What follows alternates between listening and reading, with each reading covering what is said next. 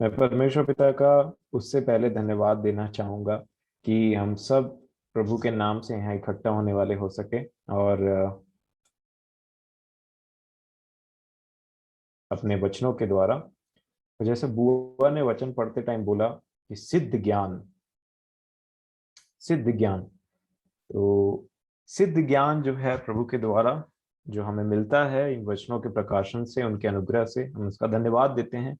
और आज भी मैं समझता हूँ कुछ ऐसी टॉपिक है मेरे प्रिय, जो रूनी ने कहा वचन कि आत्मिक रीति से जांच होती है, और जो मनुष्य है, जो शारीरिक है, उसके लिए आत्मिक बातें तुच्छ है। तो मैं समझता हूँ कि प्रभु की दया से हम सब आत्मिक हैं। अपने जीवन को जांचने की जरूरत है, और उसके द्वारा जो वचन मुझे मिला है जल्दी से हम उसमें जाएंगे। पर इससे पहले हम सहायता के लिए प्रार्थना करेंगे परमेश्वर पिता से। आइए हम विनती करें। पवित्र प्रेमी परमेश्वर पिता जी, अपने उद्धारकर्ता प्रेमी प्रभु यीशु मसीह के नाम से आपके अनुग्रह के सिंहासन के सामने में हम आते हैं। धन्यवाद देते हैं प्रेमी परमेश्वर पिता जी, जो आपने हमें ये अवसर दिया और ये बात जानने का और समझने का अवसर दिया कि क्या ही बहुमूल्य है आज का दिन, जिसमें हम आपके वचन को पढ़ सकते हैं, सीख सकते हैं, और अपने जीवन में हमारे अंदर जो आप हमसे बोलते और बातचीत करते हैं अपने वचनों के द्वारा, सपनों के द्वारा, विजन्स के द्वारा, हम उन सारी बातों को समझ सकते हैं और मन फिरा करके प्रेमी परमेश्वर पिताजी आपके योग्य फल लाने वाले हो सकते हैं। आप बहुत ही दयावान खुदावन बाप हैं प्रेमी परमेश्वर पिता। आप प्रेम से भरे हुए, दया से भरे हुए और करुणा से भरपूर परमेश्वर पिता हैं, जो अपने लोगों के लिए धीरज धरते हैं, जो अपने लोगों पर करुणा करते हैं और उन्हें वह गुप्त बातों को बताते हैं कि जिनसे उनका लाभ हो सके। और हम उस दया के भागीदारी हुए हैं खुदावन बाप। आपके करुणा के, आपके प्रेम को हमने चखा है और आपकी दया से हम उसमें बढ़ते चले जा रहे हैं। प्रेमी परमेश्वर पिताजी, हमसे बहुत सारी गलतियां होती तो हैं, परंतु समय समय पर आप अपने वचनों को भेज करके, अपने लोगों को भेज करके, अपनी दया को दिखा करके हमसे हमारे कामों के अनुसार बर्ताव नहीं कर सकते। प्रेमी परमेश्वर पिताजी, आपके सामने में कोई भी धर्मी नहीं ठहर सकता, परंतु फिर भी आप इतने बड़े और महान होकर के हम मनुष्यों से बोलते और बातचीत करते हैं, अपने वचन को बोलते हैं। और आपकी मनसा यही है कि जब आपके पुत्र हमारे उद्धारकर्ता प्रभु यीशु मसीह इस जगत पर न्याय करने को आए और न्याय का समय आए, जो आपने एक दिन ठहराया है जिसमें आप अपने पुत्र के द्वारा न्याय करेंगे, उस दिन हम निर्दोष पाए जाएं आप ही की दया से, आप ही की धार्मिकता में। प्रेमी परमेश्वर पिताजी, हमारे हृदयों को, हमारे मनों को खोलें, हमारे कानों को खोलें और अपने आत्मा के द्वारा हमसे बोले और बातचीत करें। आज का वचन आपके अनुसार, आपकी मर्जी के अनुसार फल लाए, हमारे हृदयों को छेदे और हमें हमसे पश्चाताप कराए इन सब विषयों में। और प्रभु जी, ताकि आप हमारे जीवन से आपके नाम की महिमा हो सके। आगे के शेष समय को, अपने जीवनों को, मेरे प्रियों के जीवनों को, नेटवर्क्स को, सभी को मैं आपके पवित्र चरणों में रखता हूँ। आप ही प्रभु यीशु मसीह के नाम से हमारी देखभाल करें, सब चीजों को आप स्टेबल करें खुदावन बाप, ताकि कोई भी बाधा ना आने पाए। वचन को सुनने समय सब प्रियों के हृदयों को आप खोलें और हम आपके भेड़ के समान आपके पीछे पीछे चलने वाले हो सकें। सारा आदर महिमा प्रभु यीशु मसीह के नाम से बड़े विश्वास से प्रार्थना मांगता हूँ, धन्यवाद देते हुए, आमीन। नीति वचन दूसरा अध्याय से हम स्टार्ट करेंगे मेरे प्रिय। नीति वचन 2 अध्याय में मैं पढ़ना चाहूंगा। नीति वचन की पुस्तक दूसरा अध्याय और 1 वचन से मैं पढ़ूंगा। लिखा है, हे मेरे पुत्र, यदि तू मेरे वचन ग्रहण करे और मेरी आज्ञाओं को अपने हृदय में रख छोड़े और बुद्धि की बात ध्यान से सुने और समझ की बात मन लगाकर सोचे और प्रवीणता और समझ के लिए अति यत्न से पुकारे और उसको चांदी के समान ढूंढे और गुप्त धन के समान उसकी खोज में लगा रहे। इन सब बातों को बोलने के बाद में ये 5वें वचन में ऐसा लिखा है, तो तू यहोवा यहोवा के भय को समझेगा। मेरे प्रियो, हम जानते हैं कि यहोवा का भय अर्थात परमेश्वर का भय हमारे जीवन में बहुत ही इंपॉर्टेंट है। परमेश्वर पिता का न्याय बहुत ही इंपॉर्टेंट है, परंतु उसको समझना उससे भी ज्यादा इंपॉर्टेंट है पहले, क्योंकि बिना समझे हम उस वचन में चल नहीं सकते। इसीलिए यहाँ पे क्या लिखा है, तो तू यहोवा के भय को समझेगा। मतलब भय रखना है, लेकिन भय को रखने से पहले भय को समझना पड़ेगा कि भय क्या होता है, और उसके लिए भी यहाँ पे वचन लिखा हुआ है। और इसी कड़ी में आगे लिखा है, और परमेश्वर का ज्ञान तुझे प्राप्त होगा। किसका ज्ञान? मनुष्य का नहीं, परमेश्वर का ज्ञान तुझे प्राप्त होगा, क्योंकि बुद्धि यहोवा ही देता है, ज्ञान और समझ की बातें उसी के मुंह से निकलती। वह सीधे लोगों के लिए खरी बुद्धि रख छोड़ता है, जो खराई से चलते हैं उनके लिए वह ढाल ठहरता है। अब देखिए 8 और 9 वचन को ध्यान से देखेंगे। लिखा है 8 में, वह न्याय के पथों की देखभाल करता और अपने भक्तों के मार्ग की रक्षा करता है। न्याय के पथों की देखभाल करता है, और क्या लिखा है? अपने भक्तों के मार्ग की रक्षा करता है। और 9वें वचन में लिखा है, तब तू धर्म और न्याय और निष्पक्षता को अर्थात सब भली भली चाल को समझ सकेगा। मेरे प्रियो, यहाँ पे लिखता है कि धर्म को भी समझना जरूरी है, न्याय को भी समझना जरूरी है, निष्पक्षता को भी समझना जरूरी है, भली भली चाल को भी समझना जरूरी है। और मैं जब ये बात देख रहा था कि न्याय को समझेगा लिखा है ना, यहाँ पे लिखा हुआ है, तब तू धर्म, तब लिखा है, मतलब एक प्रोसेस है। अगर यहोवा का भय मानना है तो उसके भय को समझना पड़ेगा। अगर न्याय को समझना है तो उसके लिए भी एक प्रोसेस है, और न्याय को समझना बहुत जरूरी है मेरे प्रिय। देखिए, हम सब जानते हैं कि हम सबको न्याय के सिंहासन सामने में, या एक समय है जब परमेश्वर पिता ने ठहराया है, और उस न्याय के सामने में, हम न्याय के सिंहासन के सामने अर्थात प्रभु यीशु मसीह के सामने, उस सच्चे न्यायी के सामने में मुझे और आपको खड़ा होना है। तो उस टाइम जो चीज है, क्योंकि हम सब उसी न्याय की तैयारी कर रहे हैं, और यहां तक पतरस बोलते हैं कि जब न्याय, जो जजमेंट है वो परमेश्वर ही के घराने से स्टार्ट होगा, तो जो नहीं मानते हैं गॉस्पेल को, जो वचन को नहीं मानते हैं, उनका क्या होगा बोलते हैं। मतलब अगर मैं इस वचन को बोलना चाहूं तो हमारा जो प्रिपरेशन है वो प्रभु यीशु मसीह के सामने न्याय के दिन में, जब न्यायी न्याय करेगा, हाकिम न्याय करेगा, तो उतना टाइम मुझे और आपको खड़े रहना है। तो इसी चीज के बारे में मुझे और आपको समझने की बहुत जरूरत है कि कैसा होगा वो न्याय, और पृथ्वी में रहते हुए हम क्या कर सकते हैं उस न्याय को समझने के लिए, और हमारा कर्तव्य क्या बनता है जब हम यहाँ पे हैं, जब इस शरीर में, इस देह में हम जीवित हैं, तो हमारा कर्तव्य क्या बनता है उस न्याय के लिए, उसको समझना मैं समझता हूं बहुत जरूरी। और जब प्रभु यीशु मसीह, अब इसी कड़ी में हम आगे बढ़ेंगे, मैं आपसे निवेदन करूंगा कि मत्ती रची सुसमाचार 7वां अध्याय निकालेंगे। मत्ती 7, फिर से रिवाइज करना चाहूंगा, क्योंकि मैं नहीं चाहता कि आज का वचन किसी भी रीति से इधर उधर हो। प्रभु हमारी सहायता करें उस दुष्ट से, उस उस वचन को चुरा लेने वाले से, उस चोर से हमारी सहायता करे, ताकि ये वचन हमारे हृदय में बसने पाए और बहुत फल लाए। ये बहुत इंपॉर्टेंट चीज है। मैंने आपसे बोला कि तब तू धर्म और न्याय को समझेगा। न्याय को समझना बहुत जरूरी है, क्योंकि परमेश्वर पिता के नाम के साथ में हमेशा से न्याय जुड़ता आया है।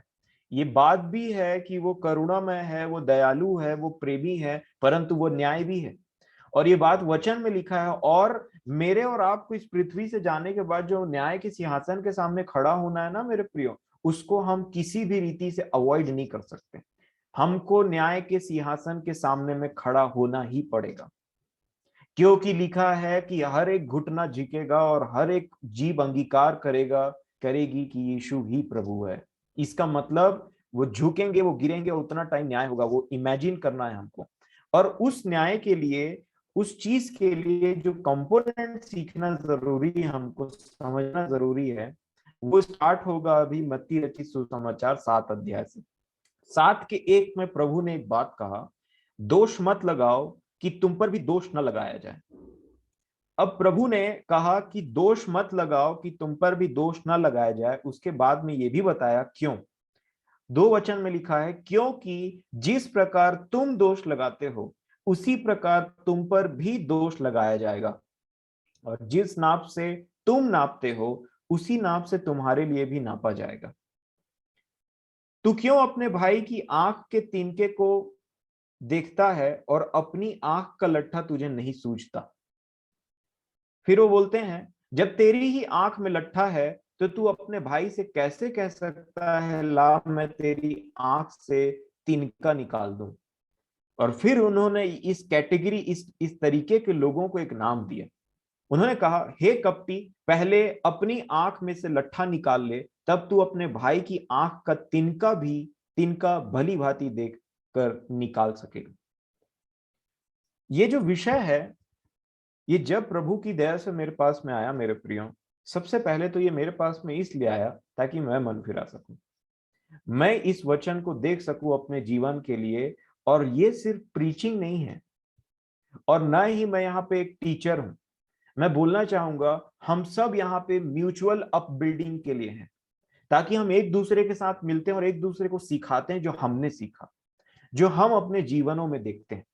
और उसी उसी रीति से मैं इससे पहले और आगे बढ़ूं, मैं आपको एक बात बोलना चाहता हूं कि ये सारे वचन पहले मेरे लिए पहुंचे। मैंने अपने जीवन को देखा और मैं अभी भी अपने जीवन को देख रहा हूं। जब मैंने 2 तारीख के नीति वचन को पढ़ा था, तब वहां लिखा, तब तू न्याय को समझेगा। मैंने बोला कि क्या मैं न्याय को समझता हूं? फिर प्रभु ने मेरी वहां से सहायता की और इन वचनों को दिया। 2 तारीख से लेकर के आज जो 7 तारीख है, इनके बीच में वो सिखाते रहे। मैं उन्हीं बातों को आपके सामने में रख रहा हूं। और इसीलिए हम सब को इस वचन को ऐसे लेने की जरूरत है कि मानो परमेश्वर हमसे बोल रहे और बातचीत कर रहे हैं अपने वचन के द्वारा, और ये हमारे अपने जीवन के लिए, व्यक्तिगत जीवन के लिए, न कि किसी और के लिए। प्रभु बोलते हैं कि दोष मत लगाओ तो तुम पर भी दोष नहीं लगाया जाएगा। और मैं समझता हूं ये पर्टिकुलर फ्रेज, ये जो वचन जो बोलना स्टार्ट किया, वो कपटियों के लिए ही बोल रहे थे, क्योंकि कपटियों का एक गुण यहाँ पे बताया जाता है कि वो अपने जीवन से ज्यादा दूसरे के जीवन में इंटरेस्टेड रहते हैं। वो ऐसा कर रहा है, वो ऐसा कर रही है, ये ऐसा किया, उसने वो किया, वो ये खाता है, वो हाथ नहीं धोता, वो फलाना ढिकाना। वो यही बात को बोलते हुए बोल रहे हैं कि देखो, दोष मत लगाओ।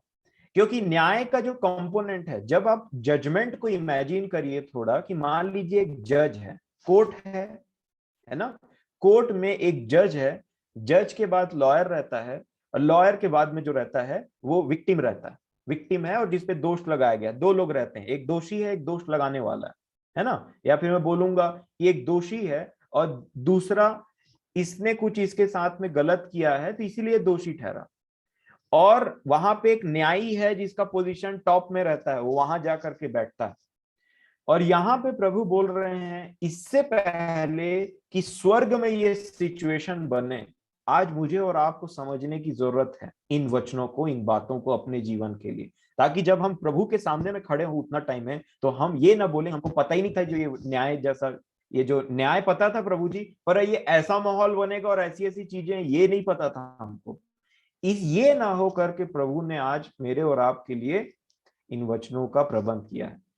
और वहां पहुंचने के टाइम में देखिए, प्रभु ने बोला, जिस नाप से तुम नापते हो, मतलब अगर छोटी छोटी बातों के लिए मैं माफ नहीं करता किसी दूसरे इंसान को, और हरदम मैं दोष पे दोष लगाए जाता हूं कि ऐसा है, वो ऐसा है करके, इसका मतलब उतनी ही बारीकी से प्रभु मेरा भी न्याय करेगा। वो भी बोलेगा कि तूने कितना क्षमा किया, तेरा तो नाप इतना बड़ा है, तो मैं भी तेरा न्याय इतने बड़े नाप से ही करूंगा। और उसी से मेजर करके तेरे लिए, तेरे से नाप, मतलब तू जैसे छोटी छोटी बातों को बोलता था ना, वैसे ही तेरी छोटी छोटी बातों को पकड़ करके तेरा न्याय करूंगा। और वही यहाँ पे बोलते हैं जिस प्रकार तुम दोष लगाते हो उसी प्रकार तुम पर भी दोष लगाया जाएगा। और जिस नाप से तुम नापते हो, नापने का क्या नाप है हमारा? हमारा जो दोष लगाने का जो नाप है, क्या वो बहुत छोटा है? मतलब मैं बोलना चाहूंगा कि हम क्या छोटी छोटी बातों में दूसरे को दोष लगा देते हैं? आज तुमने ये ठीक से नहीं किया, वो ठीक से नहीं किया, ये ठीक से नहीं किया। क्या छोटी छोटी बातों को लेकर के हमारे मन में असंतुष्टि और तुरंत दोष निकल जाता है दूसरे के लिए? छोटी छोटी बातों का एग्जाम्पल, मतलब मान लीजिए आपके घर में कोई व्यक्ति है, बाथरूम में चला गया और उसके बाद में वो थोड़ा सा लेट लगा दिया, तो उसके बाद में तुरंत उसको दोष लगा देना, उसको माफ ऐसा हो जाना कि मतलब शाम तक उसको दिमाग में वही चल रहा है उस व्यक्ति के, आज तो सुबह लेट हो गया था ना, तेरी वजह से मैं लेट हो गया। नमक ज्यादा डल जाना, कम डल जाना, खाना ठीक से नहीं पकना, इन छोटी छोटी बातों के लिए अगर हम दूसरे को माफ नहीं करते हैं, तो हमें समझना है कि प्रभु बोलते हैं कि उन्हीं छोटी छोटी बातों को लेकर के याद रखना न्याय के दिन में खड़े रहने के लिए, क्योंकि मैं भी तुम्हारी उन छोटी छोटी बातों को छोड़ूंगा नहीं। क्योंकि ये वचन यहाँ पे उन्होंने कहा है और इस लिखा, जिस नाप से तुम नापते हो उसी नाप से तुम्हारे लिए भी नापा जाएगा। मतलब जैसा तुम व्यवहार करते हो वैसा ही तुम्हारे साथ में भी किया जाएगा। इसीलिए हम प्रभु की प्रार्थना में बोलते हैं, जैसे हमने अपने अपराधियों को क्षमा किया वैसे ही तुम भी हमारे अपराधों को क्षमा कर। एग्जैक्टली सेम तरीके से हमको प्रभु खुद ही बोलवाता है। और इसलिए क्योंकि ये प्रार्थना चेलों ने मांगी थी कि कैसे प्रार्थना करें, तो प्रभु ने वहां पे उनको एक बात सिखाया। आगे लिखा है तीसरे वचन में, तू क्यों अपने भाई की आंख के तिनके को देखता है, सॉरी, हाँ, तू क्यों अपने भाई की आंख के तिनके को देखता है और अपनी आंख का लट्ठा तुझे नहीं सूझता? अब देखिए मेरे प्रियो, प्रभु ने न्याय के विषय में जब बात करना चाहा, दोष लगाने के विषय में जब बात करना चाहा, तो आंख का एग्जाम्पल लिया कि तू किस तरीके से देखता है। तेरी आंख में लट्ठा है और अपने भाई को तू बोलता है कि ला मैं तेरी आंख से तिनका निकाल दूं। इसका मतलब होता है कि जो काम मैं खुद कर रहा हूं उस चीज को लेकर के मैं दूसरे को कैसे सिखा सकता हूं, या दूसरे को कैसे बोल सकता हूं कि मान लीजिए मैं खुद झूठ बोलता हूं, तो मैं दूसरे को कैसे बोल सकता हूं कि तुम झूठ मत बोलो करके। मैं खुद चोरी करता हूं तो दूसरे को कैसे बोल सकता हूं कि चोरी नहीं करना चाहिए। उसी को प्रभु बोलते हैं 4 वचन में, जब तेरी आंख में लट्ठा है तो तू अपने भाई से कैसे कह सकता है ला मैं तेरी आंख से तिनका निकाल दूं। मार्क रखा प्रभु ने यहाँ पे। फिर बोला, हे कपटी, पहले अपनी आंख में से लट्ठा निकाल ले, तब तू अपने भाई की आंख का तिनका भली भांति देख कर निकाल सकेगा। इसके लिए मैं आपको एक रेफरेंस देना चाहूंगा और वो है रोमियो की पत्री 2 अध्याय में पौलुस ने एक बात बोला था। रोमियो 2 और उसके 1 वचन में, रोमियो 2 अध्याय उसके 1 वचन में ऐसा लिखा है, अतः हे दोष लगाने वाले, अतः हे दोष लगाने वाले, तू कोई क्यों ना हो, तू निरुत्तर है, क्योंकि जिस बात में तू दूसरे पर दोष लगाता है उसी बात में अपने आप को भी दोषी ठहराता है। दूसरे को दोष लगाना मतलब अपने आप को दोषी ठहराना। कब? लिखा है, इसलिए कि तू जो दोष लगाता है स्वयं ही वह काम करता है, खुद ही वो काम करता है और दूसरे पे भी दोष लगाता है। इसी को कपटी बोलते हैं। और दूसरे वचन में वो बोलते हैं, हम जानते हैं कि ऐसे ऐसे काम करने वालों पर परमेश्वर की ओर से ठीक ठीक दंड की आज्ञा होती, दंड है ऐसे लोगों के लिए। फिर लिखा है, हे मनुष्य, तू जो ऐसे ऐसे काम करने वालों पर दोष लगाता है और आप वे ही काम करता है, क्या यह समझता है कि तू परमेश्वर की दंड की आज्ञा से बच जाएगा? लिखा है, क्या तू उसकी कृपा और सहनशीलता और धीरज रूपी धन को तुच्छ जानता है?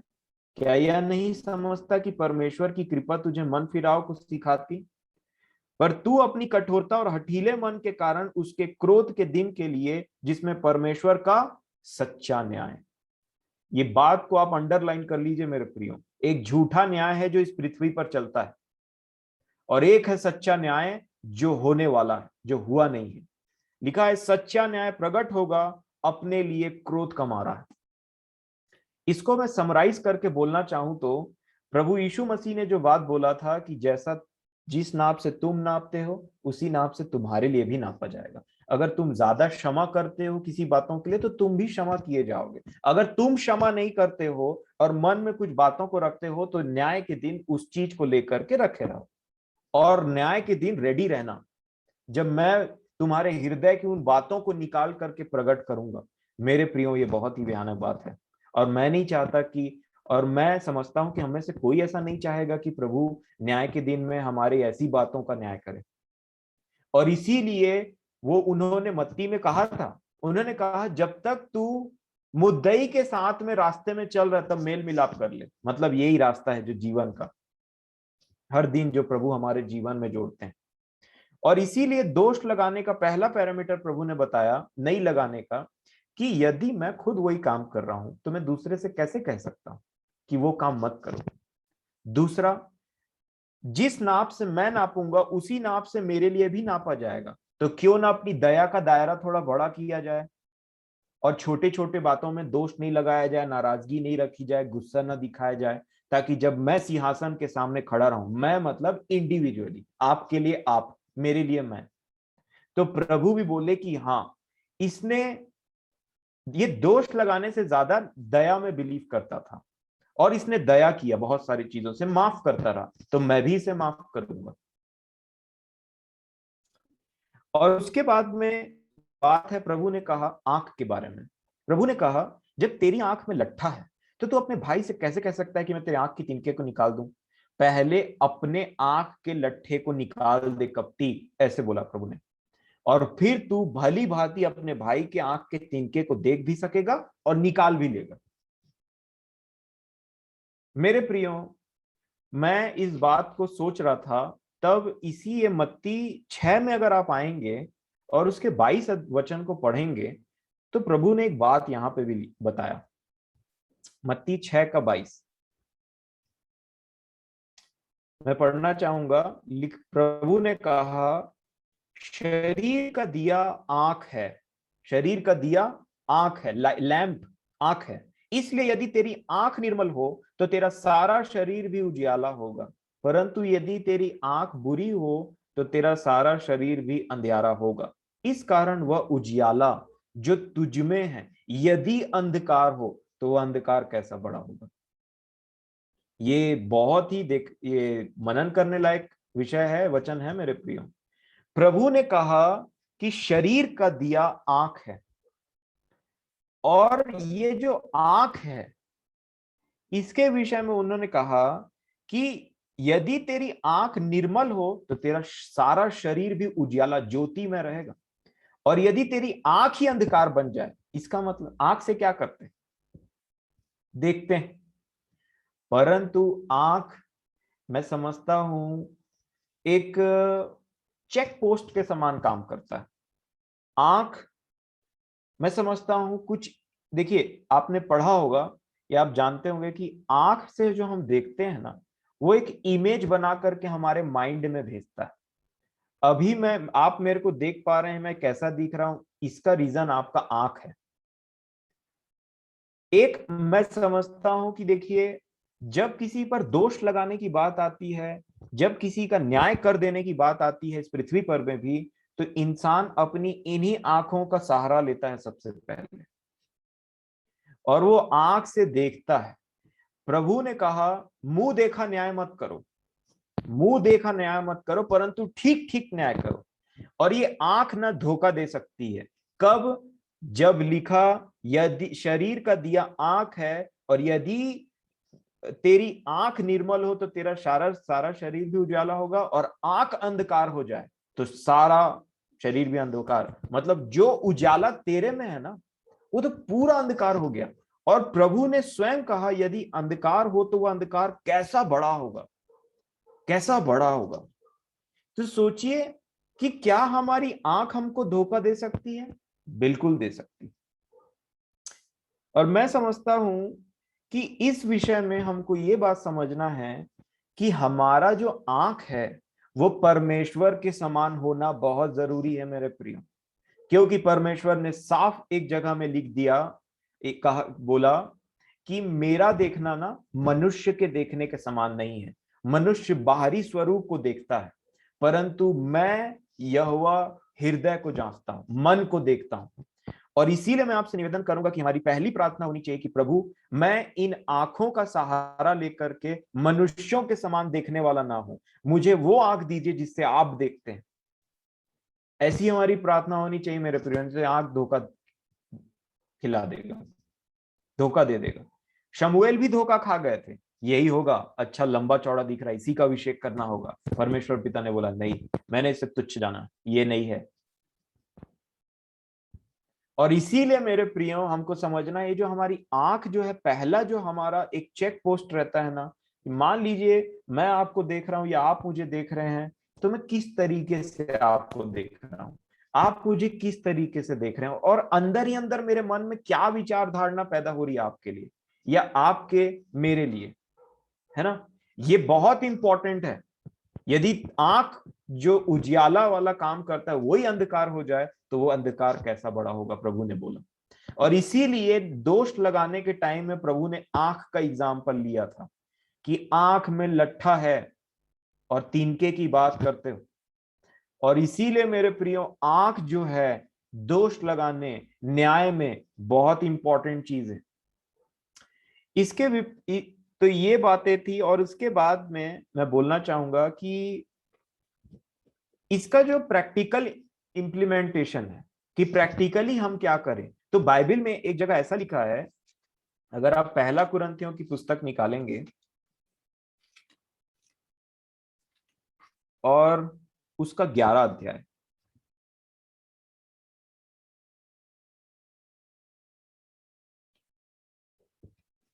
उसका 30 वचन, पहला कुरिन्थियों 11 अध्याय 30 वचन, वो बोलते हैं, प्रभु भोज के बारे में यहाँ पे लिखा है, एक्चुअल में लिखा है, इसी कारण तुम में बहुत से निर्बल और रोगी हैं और बहुत से सो भी गए हैं, मतलब मर भी गए। 31 में वो बोलते हैं, यदि हम अपने आप को जांचते तो दंड न पाते। 32 वचन में लिखा है, परंतु प्रभु प्रभु हमें दंड देकर हमारी ताड़ना करता है, इसलिए कि हम संसार के साथ दोषी न ठहरें। इसका मतलब संसार दोषी ठहर चुका, ये संसार में से हमको निकलना, संसार दोषी ठहर चुका। इसमें इंपॉर्टेंट क्या है, मतलब इसमें अभी का जो टॉपिक चल रहा है उससे रिलेटेड ये है कि हमको कंटिन्यूअसली अपने आप को जांचना है। 30 वचन में फिर से पढ़ूंगा, यदि हम अपने आप को जांचते तो दंड ना पाते, लिखा है। तो कंटिन्यूअसली हमारा काम क्या है, दूसरे पर दोष नहीं लगाना, अपने आप को जांचते रहना, अपने आप को जांचते रहना।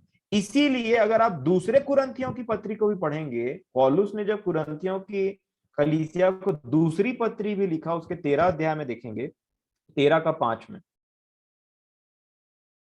दूसरे के बारे में तो कुछ लिखा ही नहीं है, परंतु 13 के 5 में लिखा है, अपने आप को परखो, अपने आप को परखो कि विश्वास में हो कि नहीं, अपने आप को जांचो।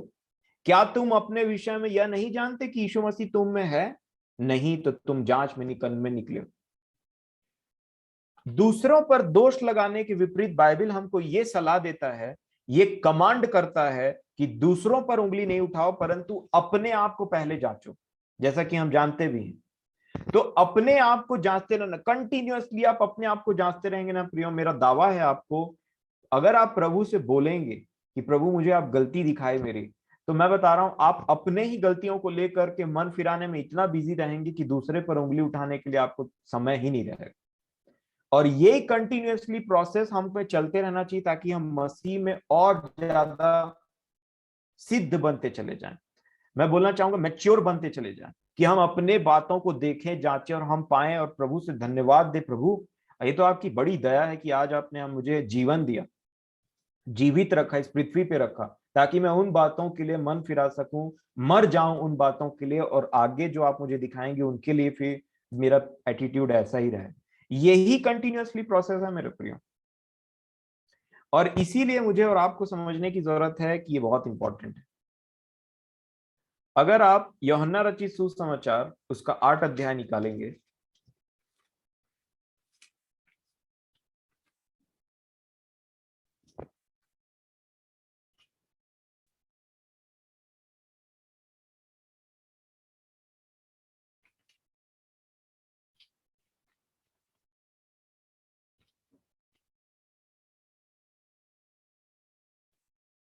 और 7 वचन। आप जानते हैं कि एक स्त्री थी जो व्यभिचार में पकड़ी गई, है ना। और उसके बाद में जो फरीसी थे वहां के, वो जानबूझ करके उस स्त्री को प्रभु के सामने में लेकर के आ जाते हैं और बताते हैं कि मूसा ने ना व्यवस्था में तो ये आज्ञा दी है कि जो कोई ऐसा काम करते पकड़ाया जाए उसको पत्थर मार मार करके मार दिया जाए। तो ये हो गई दोष लगाने वाली बात। मूसा की व्यवस्था का सहारा लिया गया और दोष लगाया जा रहा था उस लेडी पर। तो वो बोलते हैं, वो क्वेश्चन करते हैं, प्रभु आप बताइए, टीचर आप बताइए, है ना, आप बताइए कि क्या किया जाए। तो प्रभु यहाँ पे 7वें वचन में बोलते हैं, वो ना बार बार पूछ रहे थे, कंटिन्यूअसली उससे पूछ रहे थे, बता बता। जब वो नीचे बैठ के उंगली से कुछ लिख रहे थे ना, तो भी उतना टाइम कंटिन्यूअसली पूछे जा रहे थे, बता ना बता, ऐसे टाइप का। क्योंकि यहाँ पे लिखा है जब वे उससे पूछते ही रहे, मतलब कंटिन्यूअसली ये बात बोल रहे हैं, जब वे उससे पूछते ही रहे तो उसने सीधे होकर उनसे कहा, तुम में जो निष्पाप हो वही पहले उसको पत्थर मार दे। और जैसे ही प्रभु ने ये बात बोला, वहां पे जितने लोग दोष लगाने के लिए आए थे, लिखा है स्टार्ट हुए बूढ़े लोग। जो बड़े लोग थे ना वहां पे, ज्यादा समझदार और ज्यादा व्यवस्था की बात करने वाले, उन्हीं लोग पहले गायब होना स्टार्ट हुए मेरे प्रियो। मैं ऐसा समझता हूं कि प्रभु ने जैसे उन वचनों को बोला होगा, तुम में से जो भी है ना निष्पाप, पत्थरों, समझता हूं ये मुंह से जो वचन निकला ना प्रभु के, वो उनके पापों को दर्शाता गया होगा एक के बाद एक, छोटे से लेकर के बड़े जो थे वहां पे, सब वहां से निकल गए। आप इमेजिन करिए कि ये जो दृश्य है वो न्याय के दिन का है, और जिसपे हम दोष लगाते हैं इस पृथ्वी पर, प्रभु बोलेंगे तू निष्पाप है तो बता। और वैसे ही अगर हम वहां पे निकल गए वहां से, तो बहुत बड़ी गड़बड़ हो जाएगी, क्योंकि वो पृथ्वी का नहीं है। और इसीलिए प्रभु यहाँ पर बोलते हैं, तुम में से जो निष्पाप है वो पहला पत्थर मारे। इसका मतलब तुम अपने आप को पहले जांचो, अगर तुम निष्पाप हो तो बात करो। उनको पता था कि इनमें से कोई भी निष्पाप नहीं है, अगर निष्पाप होते तो दोष नहीं लगाते। और इसीलिए जो उनको पता था कि निष्पाप नहीं है, तो उन्होंने ये बात को बोल दिया। और जब वहां पर से क्या हुआ, थोड़ी देर बाद वो फिर बैठ करके लिखने लगे, और उसके बाद थोड़ी देर बाद क्या हुआ, वो स्त्री और प्रभु वहां पे बच गए। इसका मतलब दोष लगाने वाले सब चले गए। कब? जब उन्होंने अपना पाप को अपने सामने में देखा। और इसीलिए मेरे प्रिय, हमको समझना है कि सबसे पहली बात तो हमको अपने विषय में जानना है, अपने जीवन को कंटिन्यूअसली देखना है और अपने जीवन के लिए मन फिराते जाना है। जब जब वचन निकले या पढ़े आप, उनमें सबसे पहले अपने आप का जीवन देखें। ये दोष लगाने को फेड करते जाएगा, खत्म करते जाएगा, और ये होना अवश्य है। दूसरी बात जो है, जो प्रभु ने बोला, दूसरी बात जो मैं इससे बताना चाहूंगा वो ये है कि अननेसेसरी न्याय करने से बचें। हमारे पास एवरी नाउ एंड देन कुछ लोग आकर के अपनी समस्याओं को बताने की कोशिश करते हैं कि आज मेरे साथ वैसा हो गया, वो मेरे साथ ऐसा किया। और देखिएगा, अधिकतर वो लोग अकेले आते हैं, मतलब दो लोगों की बात है तो एक ही इंसान आपके सामने में खड़ा होकर के अपनी बातों को रखता रहेगा, और कोई भी इंसान अपनी गलती को सामने नहीं रखता। इसका मतलब हमें कभी भी क्लियर पिक्चर पता नहीं पर चल पाएगा कि इनके बीच में मसला क्या है, जब तक दोनों आमने सामने खड़े न रहे।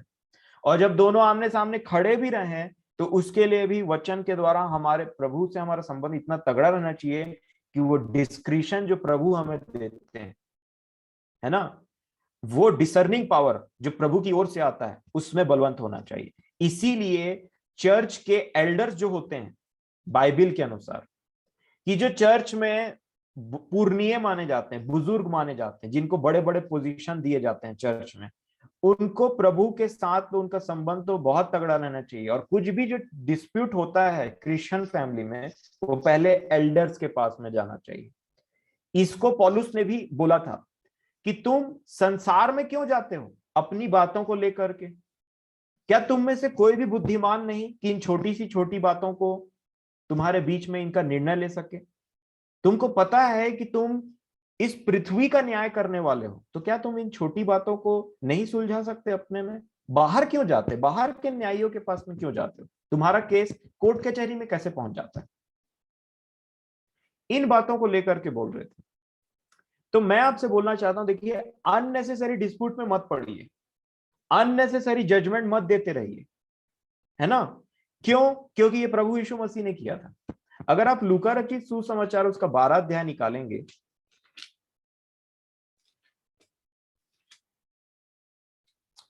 और उसका 13 वचन, लूका 12 का 13 में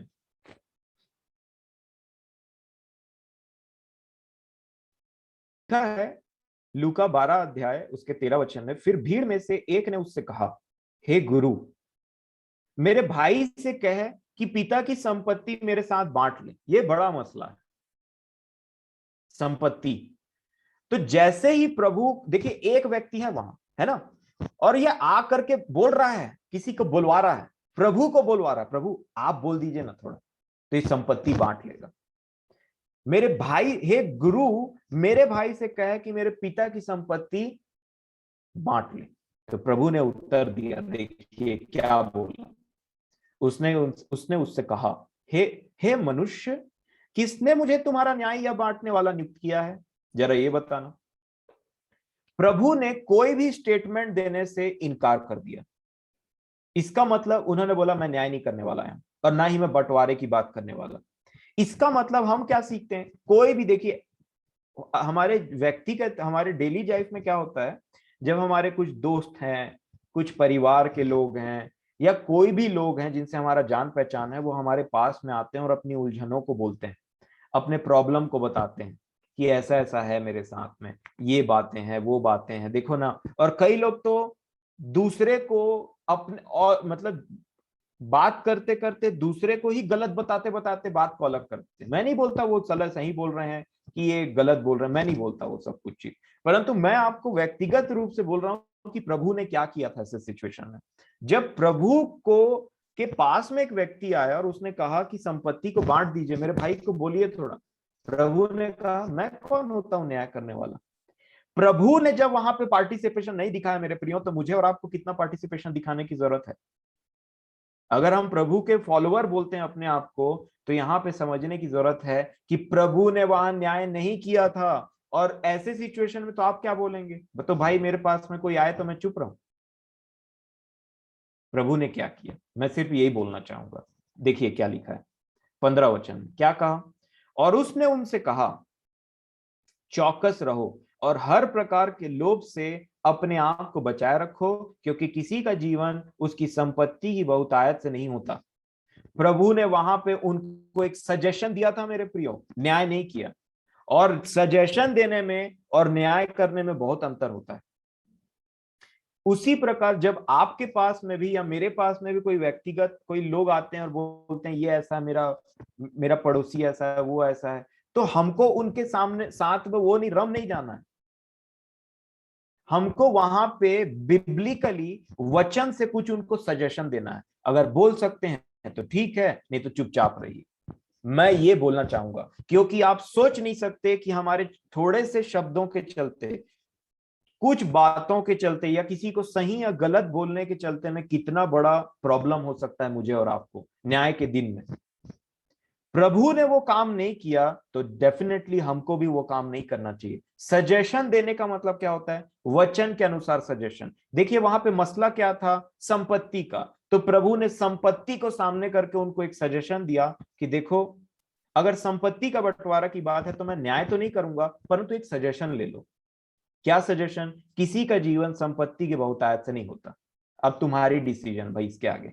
बहुत ही परफेक्ट आंसर और बहुत ही सोचा समझा, और मैं बोलना चाहूं बुद्धिमानी भरा भरा वचन, बहुत ही बुद्धिमानी से उस पूरे सिनेरियो को उन्होंने टैकल किया। जिनकी बात करने की ज्यादा आदत होती है, ये कन्वर्सेशन जो प्रभु ने 5 मिनट के अंदर खत्म कर दिया, मैं सोचता हूं वो 50 मिनट में भी खत्म नहीं होता है। क्योंकि कहानी अगला सुनाया जा रहा है, सुनाया जा रहा है, और हम भी सुने जा रहे हैं, सुने जा रहे हैं, और लास्ट में बोलते हैं अब अगला इंसान तो है नहीं, और ये फोन में जिससे बात कर रहा हूँ या सामने जिससे बात कर रहा हूँ, इसको गलत बोलूंगा तो इसको बुरा लग जाएगा। लेकिन प्रभु ने ऐसा कोई चिंता नहीं किया। मेरे प्रियो, हमको ये बातें समझने की जरूरत है कि अननेसेसरली हमको किसी भी चीज में न्यायी नहीं बन जाना है। मैं आपको बताऊंगा क्यों मैं ये सब बातों को बोल रहा हूं, तब आपको ये प्रभु की ओर से कंफर्म हो जाएगा। तो ये सजेशन वाली बात आप याद रखें। प्रभु मेरी और आपकी सहायता करें। अब तीसरी बात जो है कि मनुष्य जो है, ये जो शरीर है, ये जो आंख दिया प्रभु ने, ये जो बुद्धि दिया है ना हमको, इसमें जब तक पवित्र आत्मा की छाप नहीं लग जाती तब तक मैं और आप वही चीजों को देखते रहेंगे जो बाकी मनुष्य देख रहे हैं इस पृथ्वी में। मैं और आप कभी भी उन चीजों को नहीं देख सकेंगे जो परमेश्वर देखता है, जो परमेश्वर पिता देखते हैं, जो प्रभु के अंदर में क्वालिटी थी। क्यों? क्योंकि अगर आप यूहन्ना रचित सुसमाचार उसका 7 अध्याय और 8 अध्याय खोलेंगे तो यही हुआ था। नेक्स्ट सब हेडिंग में देना चाहूंगा इस टॉपिक का, वो है बाहरी रूप को देख करके न्याय मत करो, है ना। और यहां पे प्रभु इनको एक बात बोलते हैं। अगर आप यूहन्ना 7 के 24 को पढ़ेंगे तो यहां पे वो बोलते हैं, यूहन्ना रचित सुसमाचार 7 अध्याय उसका 24 वचन, वो बोलते हैं मुंह देखा न्याय ना करो परंतु ठीक ठीक न्याय करो। कैसा न्याय मत करो? मुंह देखा न्याय मत करो परंतु ठीक ठीक न्याय करो। मतलब अपीयरेंस को देख करके न्याय मत करो। इसमें क्या आ सकता है? खाना, इसमें क्या आ सकता है? पहनना, इसमें क्या आ सकता है? किसी दिन को मनाना। ये सब चीजें मैं बाइबल से ही आधारित बोल रहा हूं। और इसी में आपको समझना है कि हमको आउटर अपीयरेंस से जज नहीं करना।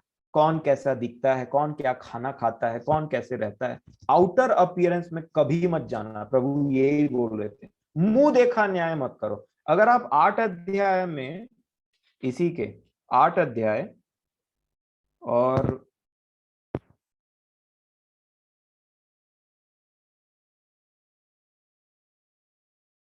15 वचन, यूहन्ना 8 के 15 में भी वो यही बात बोलते हैं। क्या बोलते हैं? ये फरीसियों को तुम कैसा न्याय करते हो? तुम शरीर के अनुसार न्याय करते हो, उन्होंने कहा, है ना। तुम शरीर के अनुसार न्याय करते हो, मैं किसी का न्याय नहीं करता। प्रभु स्वयं न्याय से बच रहे थे। क्यों? क्योंकि हमको ये बात समझना है।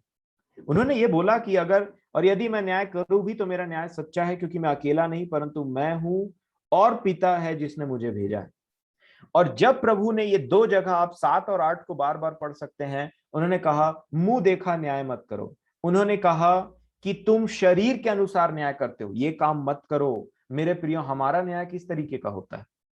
क्या हम भी मुंह देखा न्याय करते हैं? क्या हम भी कहा सुनी न्याय करते हैं? क्योंकि मैं समझता हूं जब बड़ी भीड़ इकट्ठा हुई जो उस स्त्री के ऊपर में दोष लगा रही थी कि इसको पत्थर से मारा जाए, इसका पथराव किया जाए, इसको पत्थर से खत्म किया जाए, तो मैं समझता हूं 4 भीड़ आई होगी, 4 लोग आए होंगे। उन्होंने 5वें को बताया होगा, तो 5वें ने बिना सोचे समझे बोला होगा हाँ ये तो पकड़ा ही, चलो चलते हैं, हम भी इसमें दोष लगाएंगे। फिर 6वें को बताया। देखिए, कहा सुनी बात में कभी जल्दी से बिलीव मत किया करिए, क्योंकि तिमुथियुस को पौलुस ने बोला था तू बिना 2 के गवाही के तो किसी बात को सुनना ही मत, चाहे कुछ भी हो जाए। क्योंकि लोग बदनाम करने के लिए भी कही सुनी एक कहानियां बनाते हैं, उसमें कोई सच्चाई नहीं होती बहुत बार।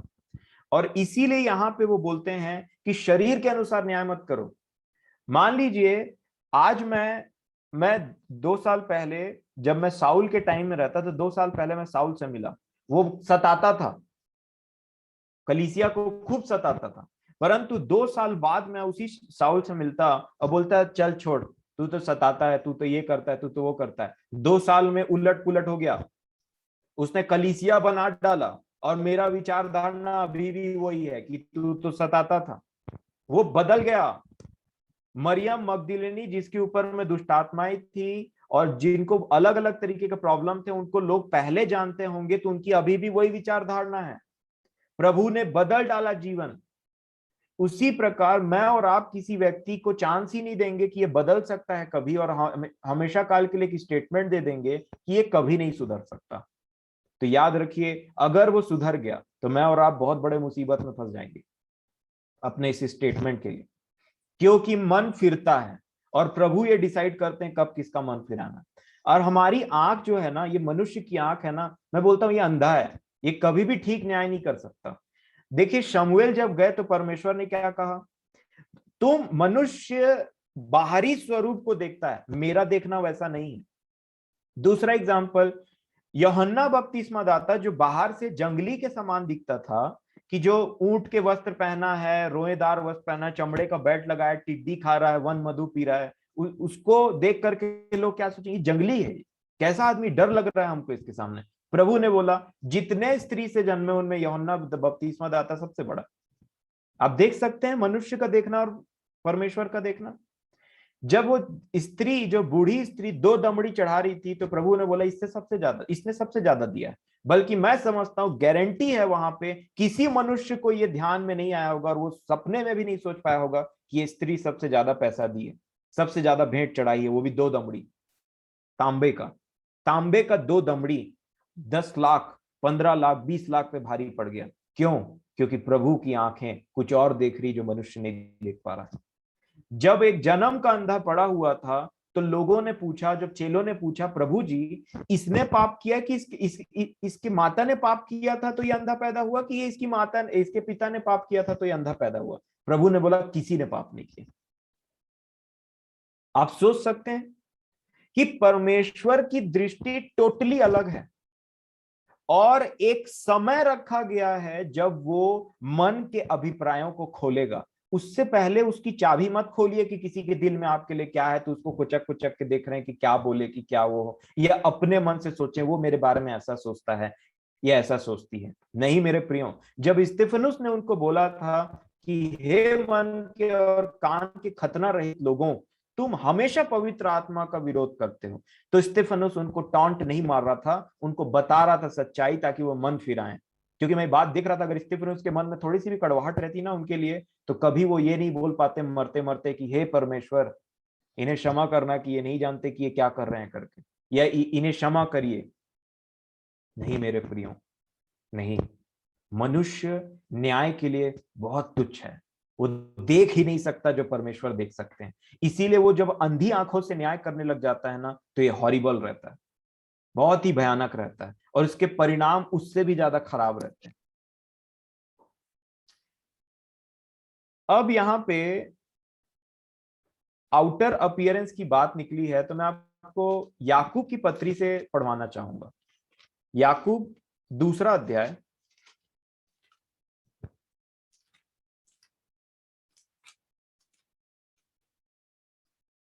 याकूब 2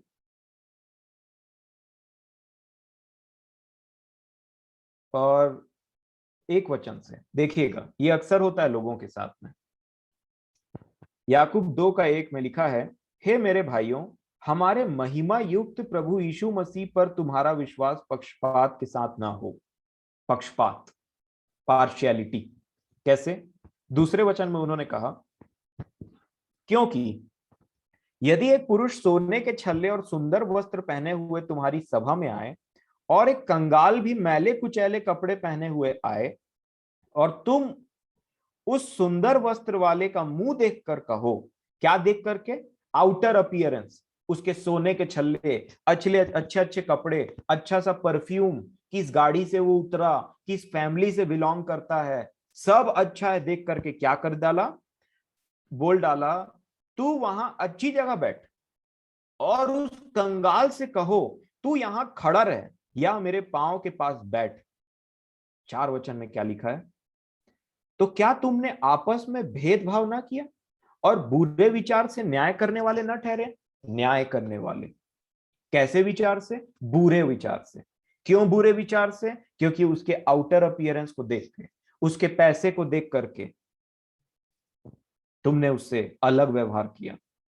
और जो गरीब है, जो पैसे नहीं है जिसके पास, या मैले कुचैले कपड़े बोला, मैले कुचैले कपड़े, मैले कुचैले कपड़े पहन करके, आजकल तो मतलब यूजुअली आप देखेंगे ना, तो ये जो क्लेम करते हैं कि हम प्रभु के जानने वाले हैं, इनकी सभाओं में अधिकतर देखिए, देखिए प्रभु ने हमको सक्षम बनाया, इसलिए हम व्हाइट शर्ट पहन के जा रहे हैं, कभी अच्छे कपड़े, कभी कोट पहन करके जा रहे हैं, और बड़े अच्छे से परफ्यूम लगा करके हम वहां पे बैठ गए। इसका मतलब ये नहीं कि आप एक्सपेक्ट करें कि आपके बगल वाला भी नहा करके आए या फिर अच्छे कपड़े पहन करके आए। ये बाइबिल में लिखा है। आप अधिकतर चर्चेज में जाएंगे तो प्रभु ने अपने लोगों को पैसा दिया, अच्छी बात है, उनके पास पैसे हैं, अच्छे कपड़े पहन सकते हैं, अच्छा परफ्यूम लगा सकते हैं, सब चीजों करने के बाद में वो अच्छे से बड़े शान से ऐसे बैठे रहते हैं संडे जा करके, अच्छे से तैयार होकर के। और उसी बीच में मान लीजिए मैले कुचैले कपड़े पहनने वाला आ जाए, या गंदे हैं, या थोड़ा सा स्मेल भी आ रहा है, तो उसके साथ हमारा व्यवहार क्या है? क्या है उसके साथ हमारा व्यवहार? और अगर हम उससे ऐसे तरीके से बिहेव करते हैं कि मानो उसके आउटर अपीयरेंस को देख करके मन में एक जजमेंट होता है हमारे, हम मन में एक न्याय करते हैं, ये अरे यार भले कुछ बोल नहीं रहे पर क्या कपड़ा पहन करके आ गया यार, क्या ये वैसा है, ऐसा है, वैसा, ऐसा हो जाता है। मेरे प्रियो, इसके लिए ध्यान देने की आवश्यकता है। कहां से धोखा खा गए? कहां से ये सब स्टार्ट हुआ? आंख से।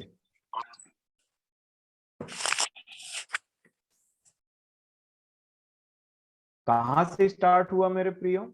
आंख से। आंख से देखा गया कि वो मैले कुचैले कपड़े पहनने वाला व्यक्ति है, स्मेल आ रहा है, ये है वो है, ठीक कपड़े नहीं पहना है, तो उसको हमने बिना कुछ अपने अपने आप को ही नहीं पता, पर हमारी आदत ऐसी हो जाती कई बार कि उसको अपने आप संगति से साइड कर दिया, उससे मिलने भी नहीं गए, उन्हीं को पवित्र चुंबन दिया जिसको जानते थे, जिनसे अच्छा परफ्यूम का खुशबू आ रहा था, जो अपने बिरादरी के हैं, लोग ऐसे बोलते हैं, है ना? नहीं मेरे प्रियो, लिखा है ये बुरा न्याय है, जजमेंट है, ये भी हमने न्याय किया है इस तरीके से भी, ये ना हो, ऐसा बोलते हैं। नेक्स्ट है, आप रोमियो की पत्री 14 अध्याय को पढ़िएगा। एक और चीज होता है मसीही जीवन में, कई लोग सोचते हैं कि मतलब कई लोग क्या, ये इंपॉर्टेंट है इसलिए हम इसको जरूर देखेंगे। रोमियो 14 अध्याय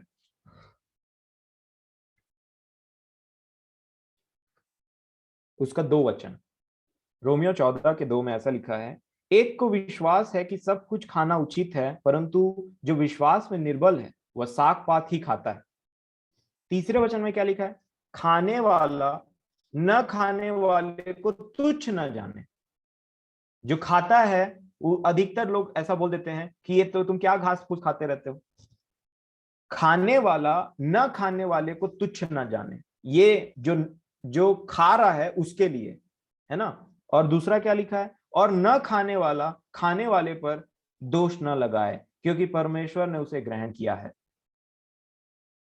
ये दोष ना हो, खाने पीने के लिए कुछ दोष ना हो, है ना? कुछ भी दोष ना हो।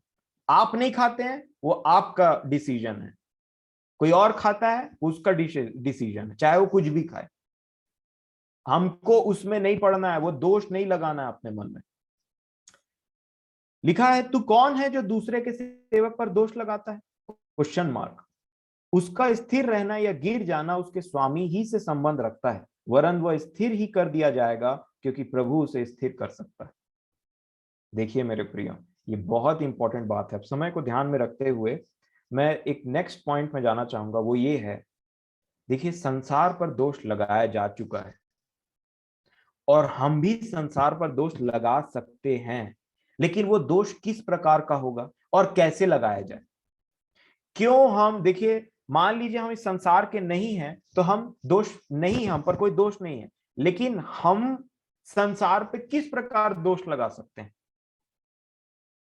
ये इंपॉर्टेंट है। आप देखिए नूह के विषय में क्या लिखा हुआ है, इब्रानियों 11,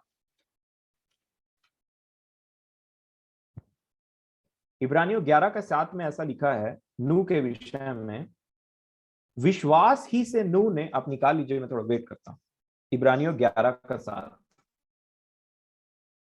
लिखा है, विश्वास ही से नूह ने उन बातों के विषय में जो उस समय दिखाई न पड़ती थी, चेतावनी पाकर भक्ति के साथ अपने घराने के बचाव के लिए जहाज बनाया। ठीक है, फिर क्या लिखा है? और उसके द्वारा, ये काम करने के द्वारा उसने संसार पर दोष लगाया। मतलब देखिए संसार तो दोषी है ही, परंतु मैं और आप संसार पर दोष किस प्रकार लगाते हैं, वो ये है कि परमेश्वर की आज्ञाओं को मानने के द्वारा। तभी जब अंतिम दिन में न्याय होगा तो प्रभु यीशु मसीह के साथ मैं और आप न्याय को समझ करके दोष लगा सकेंगे, क्योंकि हम उस चीज से बाहर थे। और ये बात समझने की बहुत जरूरत है हमको। नूह ने किस प्रकार दोष लगाया? क्या उन्होंने बोला कि तुम ये हो, तुम वो हो, तुम पापी हो, तुम ऐसा हो, तू? कुछ नहीं। उन्होंने सिर्फ वही काम किया जो परमेश्वर ने उनको बोला था करने के लिए, तुम ऐसा करो, अपना जहाज बना। दूसरे को जाकर के मत बोल कि तू जहाज क्यों नहीं बना रहा है। परमेश्वर ने मुझसे और आपसे बातचीत किया है कि तुम ऐसा करो, तो हमको वही काम करना है। और आप ऐसा करेंगे तो आप दोष लगा देंगे ऑलरेडी। ये आपको कुछ करने की जरूरत नहीं है, आप दोष लगा चुके ऑलरेडी। और वो दोष सही है। क्यों? क्योंकि प्रभु ने दो लोगों का और नाम बताया था। प्रभु ने बोला था, मैं स्थल आपको नहीं खुलवाऊंगा, परंतु प्रभु ने नीनवे के लोगों को बोला था और शीबा की रानी का नाम लिया था। नीनवे के लोगों को क्या बोला था कि इस जनरेशन के ऊपर में न्याय के दिन में नीनवे के लोग उठ करके दोष लगाएंगे। क्यों दोष लगाएंगे? क्योंकि उन्होंने योना के प्रचार को सुन करके मन फिराया था। तो मन फिराने वाले नहीं मन फिराने वालों पर दोष लगाते हैं, और ये लगाएंगे न्याय के दिन में होगा। मेरे प्रियो, हमको समझना है कि प्रभु आज हमारे सामने इन वचनों को इसलिए ला रहा है क्योंकि हम न्याय के सिंहासन में जा करके ऐसा मत बोले, अरे ऐसा था क्या। हम अज्ञान और मूर्ख के समान में न रहें कि मेन जजमेंट को ना समझें, मेन न्याय को ना समझें। इसलिए ये प्रभु की दया है। प्रभु यीशु मसीह ने कहा कि नीनवे के लोग न्याय के दिन में खड़े होकर के इन पर दोष लगाएंगे। क्यों? क्योंकि योना से बड़ा मैं हूं, और मैं जो बात बोलता हूं ये तो उसका बात मानते भी नहीं, ना मन फिराते हैं। मैं तो कब से बोल रहा हूं मन फिराओ, मत्ती से लेकर प्रकाशित वाक्य तक प्रभु वही बोल रहे हैं, मन फिराओ, मन फिराओ। दूसरी बात, शीबा की रानी जो दक्षिण की रानी थी, वो उठ करके इन लोगों के ऊपर में दोष लगाएगी। क्यों दोष लगाएगी शीबा की रानी? क्योंकि वो सुलेमान का ज्ञान सुनने के लिए बड़ी दूर से आई थी, मतलब भूख और प्यास। फिर वो बोलते हैं देखो जो सुलेमान से बड़ा है वो तुम्हारे सामने में है। मतलब जो मैं बातों को बोल रहा, मैं सुलेमान से बड़ा हूं। और शीबा की रानी ने वो काम किया जो सुलेमान का कीर्ति सुनी, इतने दूर से ट्रैवल करके आई। और आज मैं इनके सामने खड़ा होकर के वचनों को बोल रहा हूं, इनके मन में थोड़ी सी भी जिज्ञासा नहीं है मेरे वचनों को लेकर के। शीबा दोष लगाएगी, शीबा की रानी दोष लगाएगी। उन्होंने ये बात को समझा। मतलब हम दोष लगाएंगे, पर कब? जब हम खुद वो काम नहीं करेंगे तब। प्रभु कभी भी न्याय का सिंहासन उन लोगों के साथ शेयर नहीं करेगा जो कपटी हैं। कभी भी प्रभु उन लोगों के साथ न्याय का सिंहासन शेयर नहीं करेगा या न्याय करने का अधिकार नहीं देगा जो खुद भी उसमें शामिल थे। कैसे हो सकता है? ये पॉसिबल ही नहीं। इसीलिए प्रभु ने यूहन्ना रचित सुसमाचार 12 अध्याय में एक बात बोला। इस वचन को आपको पढ़वाऊंगा। यूहन्ना 12 अध्याय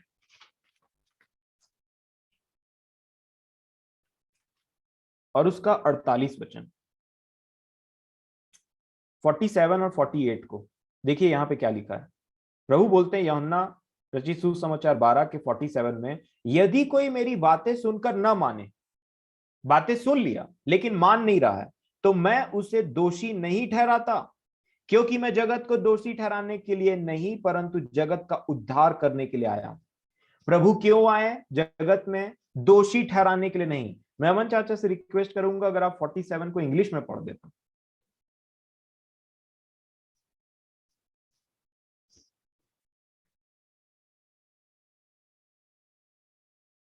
रूनी पढ़ सकता है?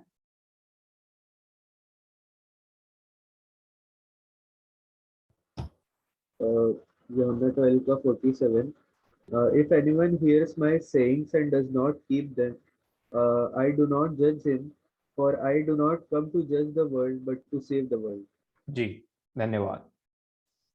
आई डू नॉट जज, और प्रभु ने कहा I have not come to the world to जज। मैं न्याय करने आया ही नहीं।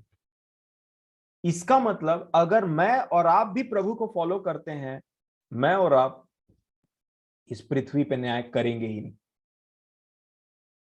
इस शरीर में मैं इस पृथ्वी पे न्याय नहीं करूंगा। मैं फिर से बोल रहा हूं, उसके लिए एक स्पेसिफिक टाइम है। प्रभु का जब पहला आगमन हुआ था शरीर में, उन्होंने वो बोले मैं न्याय करने नहीं आया हूं इस शरीर में, मैं उद्धार करने आया हूं इस जगत का। तो सोचिए, जब मैं और आप इस शरीर में और प्रभु को मानते हैं, तो क्या मैं और आप इस संसार में न्याय करने के लिए? अभी न्याय का समय नहीं आया मेरे प्रियो, समय है उसका। और 48 वचन में उन्होंने बोला, जो मुझे तुच्छ जानता है और मेरी बातें ग्रहण नहीं करता है, उसको दोषी ठहराने वाला तो एक है, अर्थात वचन। कौन दोषी ठहराएगा? वचन। लिखा, कहा जो वचन मैंने कहा है वही पिछले दिनों में उसे दोषी ठहराएगा। दिनों में एक टाइम आएगा जब दोषी ठहराएगा। कौन? वचन। प्रभु बोलते हैं मैं न्याय करने नहीं आया, मैं जज करने नहीं आया इस पृथ्वी को, मैं तो आया हूं इस पृथ्वी को उद्धार देने के लिए। क्योंकि यीशु का जन्म जब हुआ तो मरियम से क्या बोला गया था? तू इस पुत्र का नाम यीशु रखना, वो अपने लोगों का उनके पापों से उद्धार कराएगा। ये नहीं बोला न्याय करने के लिए आएगा। परंतु प्रकाशित वाक्य में उन्होंने कहा मैं शीघ्र आने वाला हूं। इस बार प्रभु का आगमन वैसा नहीं होगा मेरे प्रियो। इस बार प्रभु उस पर्पस के लिए नहीं आएगा, क्योंकि वो शरीर में नहीं आएगा इस बार। उसी प्रकार जब मैं और आप इस शरीर में हैं, हम न्याय नहीं कर सकते, और जो करता है वो प्रभु का फॉलोवर नहीं है। उसको ये बात समझने की जरूरत है। आज ऐसा है भी, तो मैं इसको अच्छे से बोलना चाहूंगा, हमें मन फिराने की जरूरत है मेरे प्रियो। इसलिए वचन हमारे पास में आया। न्याय नहीं हो रहा है, अब हमें ये फिक्स हो गया कि न्याय नहीं हो रहा है, हमें न्याय नहीं करना है। तो क्या करना है और कब करना है? अब ऐसा भी नहीं है कि न्याय नहीं करना है, मैं बस बोल रहा हूं, वचन बोलता है कि अभी नहीं करना है। आप पहला कुरिन्थियों 6वां अध्याय निकालेंगे, पहला कुरिन्थियों 6वां अध्याय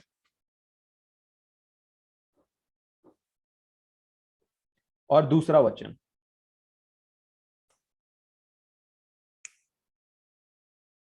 पहला कुरिन्थियों 6वां अध्याय और दूसरा वचन लिखा है, क्या तुम नहीं जानते कि पवित्र लोग जगत का न्याय कर रहे हैं? क्या लिखा है? क्या तुम नहीं जानते कि पवित्र लोग जगत का न्याय करेंगे? क्या लिखा है? करेंगे। करेंगे कौन सा टेंस में आता है? फ्यूचर टेंस में।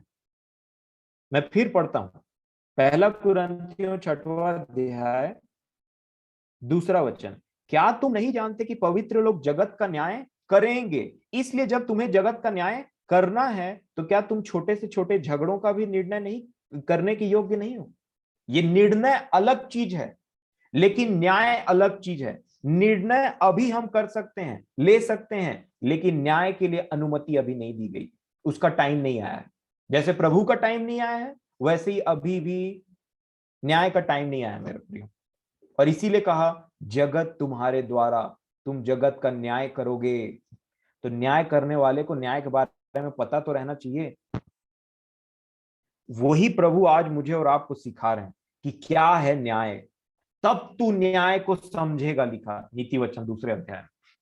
और इसीलिए हमको देखिए क्या होता है पता है, एक न्याय करने वाले की निशानी में आपको बताऊं, जब हर बात में जजमेंटल रहता है, जो हर बात में न्याय दे देता है फटाक से, या दे देती है। आप देखिएगा, आप अपने अपने जीवनों को जांचिए, कि जब प्रभु ने मुझे इस विषय में ज्योति दी, तो पहले मैंने अपने वो वचन, मैंने फिर से बोलता हूं, मेरे लिए आया, मैंने मन फिराया। न्याय करने वाला व्यक्ति क्या होता है? दोष लगाने वाला व्यक्ति कैसे होता है पता है? वो हमेशा अपने आप को भी बराबर दोष देते रहेगा। उसका मन हमेशा किसी ना किसी बातों में उसको भी दोष लगाते रहेगा। तू ऐसी है, तू ऐसा है, तू ऐसी, तू ऐसा है कर। जितना वो दूसरे को वो चीज उंगली उठाएगा, उतना ही उसका दिमाग उसको भी दोष लगाएगा।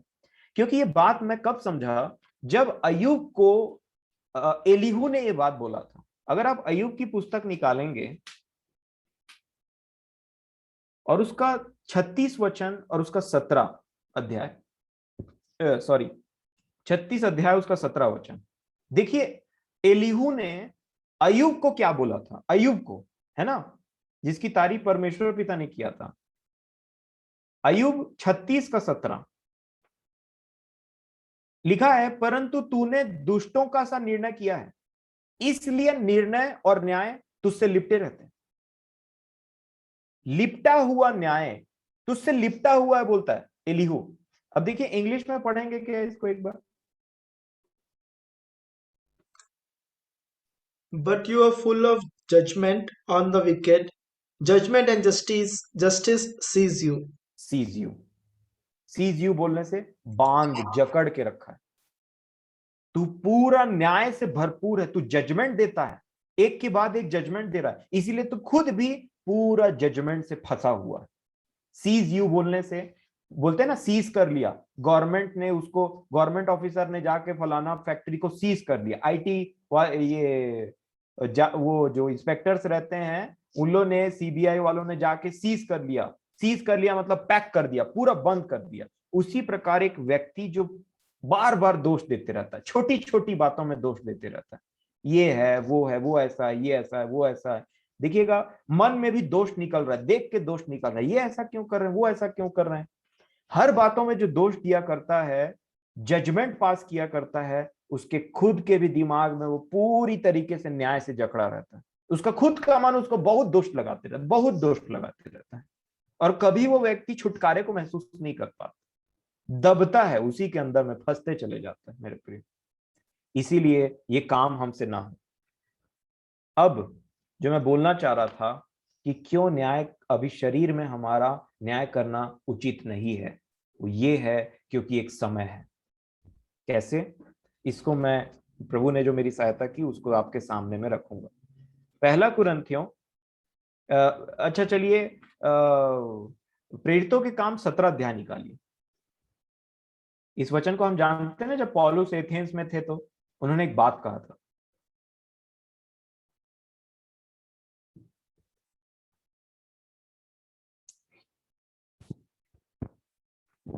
प्रेरितों के काम 17 अध्याय और 30 वचन से मैं पढ़ूंगा। बड़े ध्यान से देखें, निवेदन है मेरा आपसे, बस जल्दी मैं खत्म करूंगा, ये विषय बहुत इंपॉर्टेंट है, इसलिए मैं थोड़ा टाइम ले रहा हूं आज। प्रेरितों के काम 17 अध्याय 30 वचन में ऐसा लिखा है, इसलिए परमेश्वर ने अज्ञानता के समयों पर ध्यान नहीं दिया, पर अब हर जगह सब मनुष्यों को मन फिराने की आज्ञा देता है। 31 वचन उन्होंने कहा, क्योंकि उसने, क्या लिखा है, क्योंकि उसने एक दिन ठहराया है। क्यों दिन ठहराया है? जिसमें वह उस मनुष्य के द्वारा धर्म से जगत का न्याय करेगा, जिसे उसने ठहराया है, और उसे मरे हुओं में से जिलाकर यह बात सब पर प्रमाणित कर दी है। मतलब मेरे प्रियो, एक दिन ठहराया हुआ है न्याय के लिए। अगर उस दिन से पहले ही मैं और आप न्याय करने लग जाएं, दोष लगाने लग जाएं, तो उस दिन का जो परमेश्वर ने ठहराया, जिसमें वो प्रभु यीशु मसीह के द्वारा न्याय करेगा, क्यों ठहराया फिर? आप समझ पा रहे हैं? एक दिन ठहराया मतलब एक टाइम है जिसमें वो इस पृथ्वी का न्याय करेगा। किसके द्वारा? प्रभु यीशु मसीह के द्वारा। और उस दिन से पहले अगर मैं पहले से कुछ जजमेंट दे दूं किसी बातों में, तो वो तो मूर्खता होगी, वो तो उतावलीपन होगी। दूसरा वचन, अगर आप पहला कुरिन्थियों उसका 4 अध्याय निकालेंगे तो देखिए क्या लिखा, फिर से एक टाइम फ्रेम की बात। पहला कुरिन्थियों 4 अध्याय और 5 वचन। पहला कुरिन्थियों 4 उसका 5, पौलुस कहते हैं, इसलिए जब तक प्रभु ना आए, समय से पहले किसी बात का न्याय ना करो। प्रभु के आने से पहले जो न्याय होता है वो समय से पहले वाला है। प्रभु आएगा, उसके बाद न्याय करने का मौका देगा। इसीलिए लिखा, इसलिए जब तक प्रभु ना आए, समय से पहले किसी बात का न्याय ना करो। वही अंधकार की छिपी बातें ज्योति में दिखाएगा। कौन दिखाएगा? प्रभु दिखाएगा। एक समय से पहले न्याय मत करो बोल रहा है, किसी भी बात का न्याय मत करो, प्रभु को आने दो। फिर वो बोलता है कि और मनों के अभिप्रायों को प्रकट करेगा, तब परमेश्वर की ओर से हर एक की प्रशंसा होगी। अगर दिल में अच्छी बात है तो सबके अभिप्राय प्रकट हो जाएंगे कि ये शब्द उसने कब, क्यों, किस लिए और किस मनसा से बोला था। ये प्रभु का काम है। ये परमेश्वर का काम है, और इसलिए ये अधिकार उसने अपने पुत्र को दिया है, किसी मनुष्य को नहीं मेरे प्रिय। और पुत्र के आने तक बाट जोते रहिए, न्याय का, सच्चा न्याय का प्रकट होगा। उसने एक समय ठहराया है, और उधर क्या बोलता है, उसने एक दिन ठहराया जिसमें वो अपने पुत्र के द्वारा जगत का न्याय करेगा। समय से पहले न्याय नहीं होना चाहिए। इस बात को याकूब ने कहा था।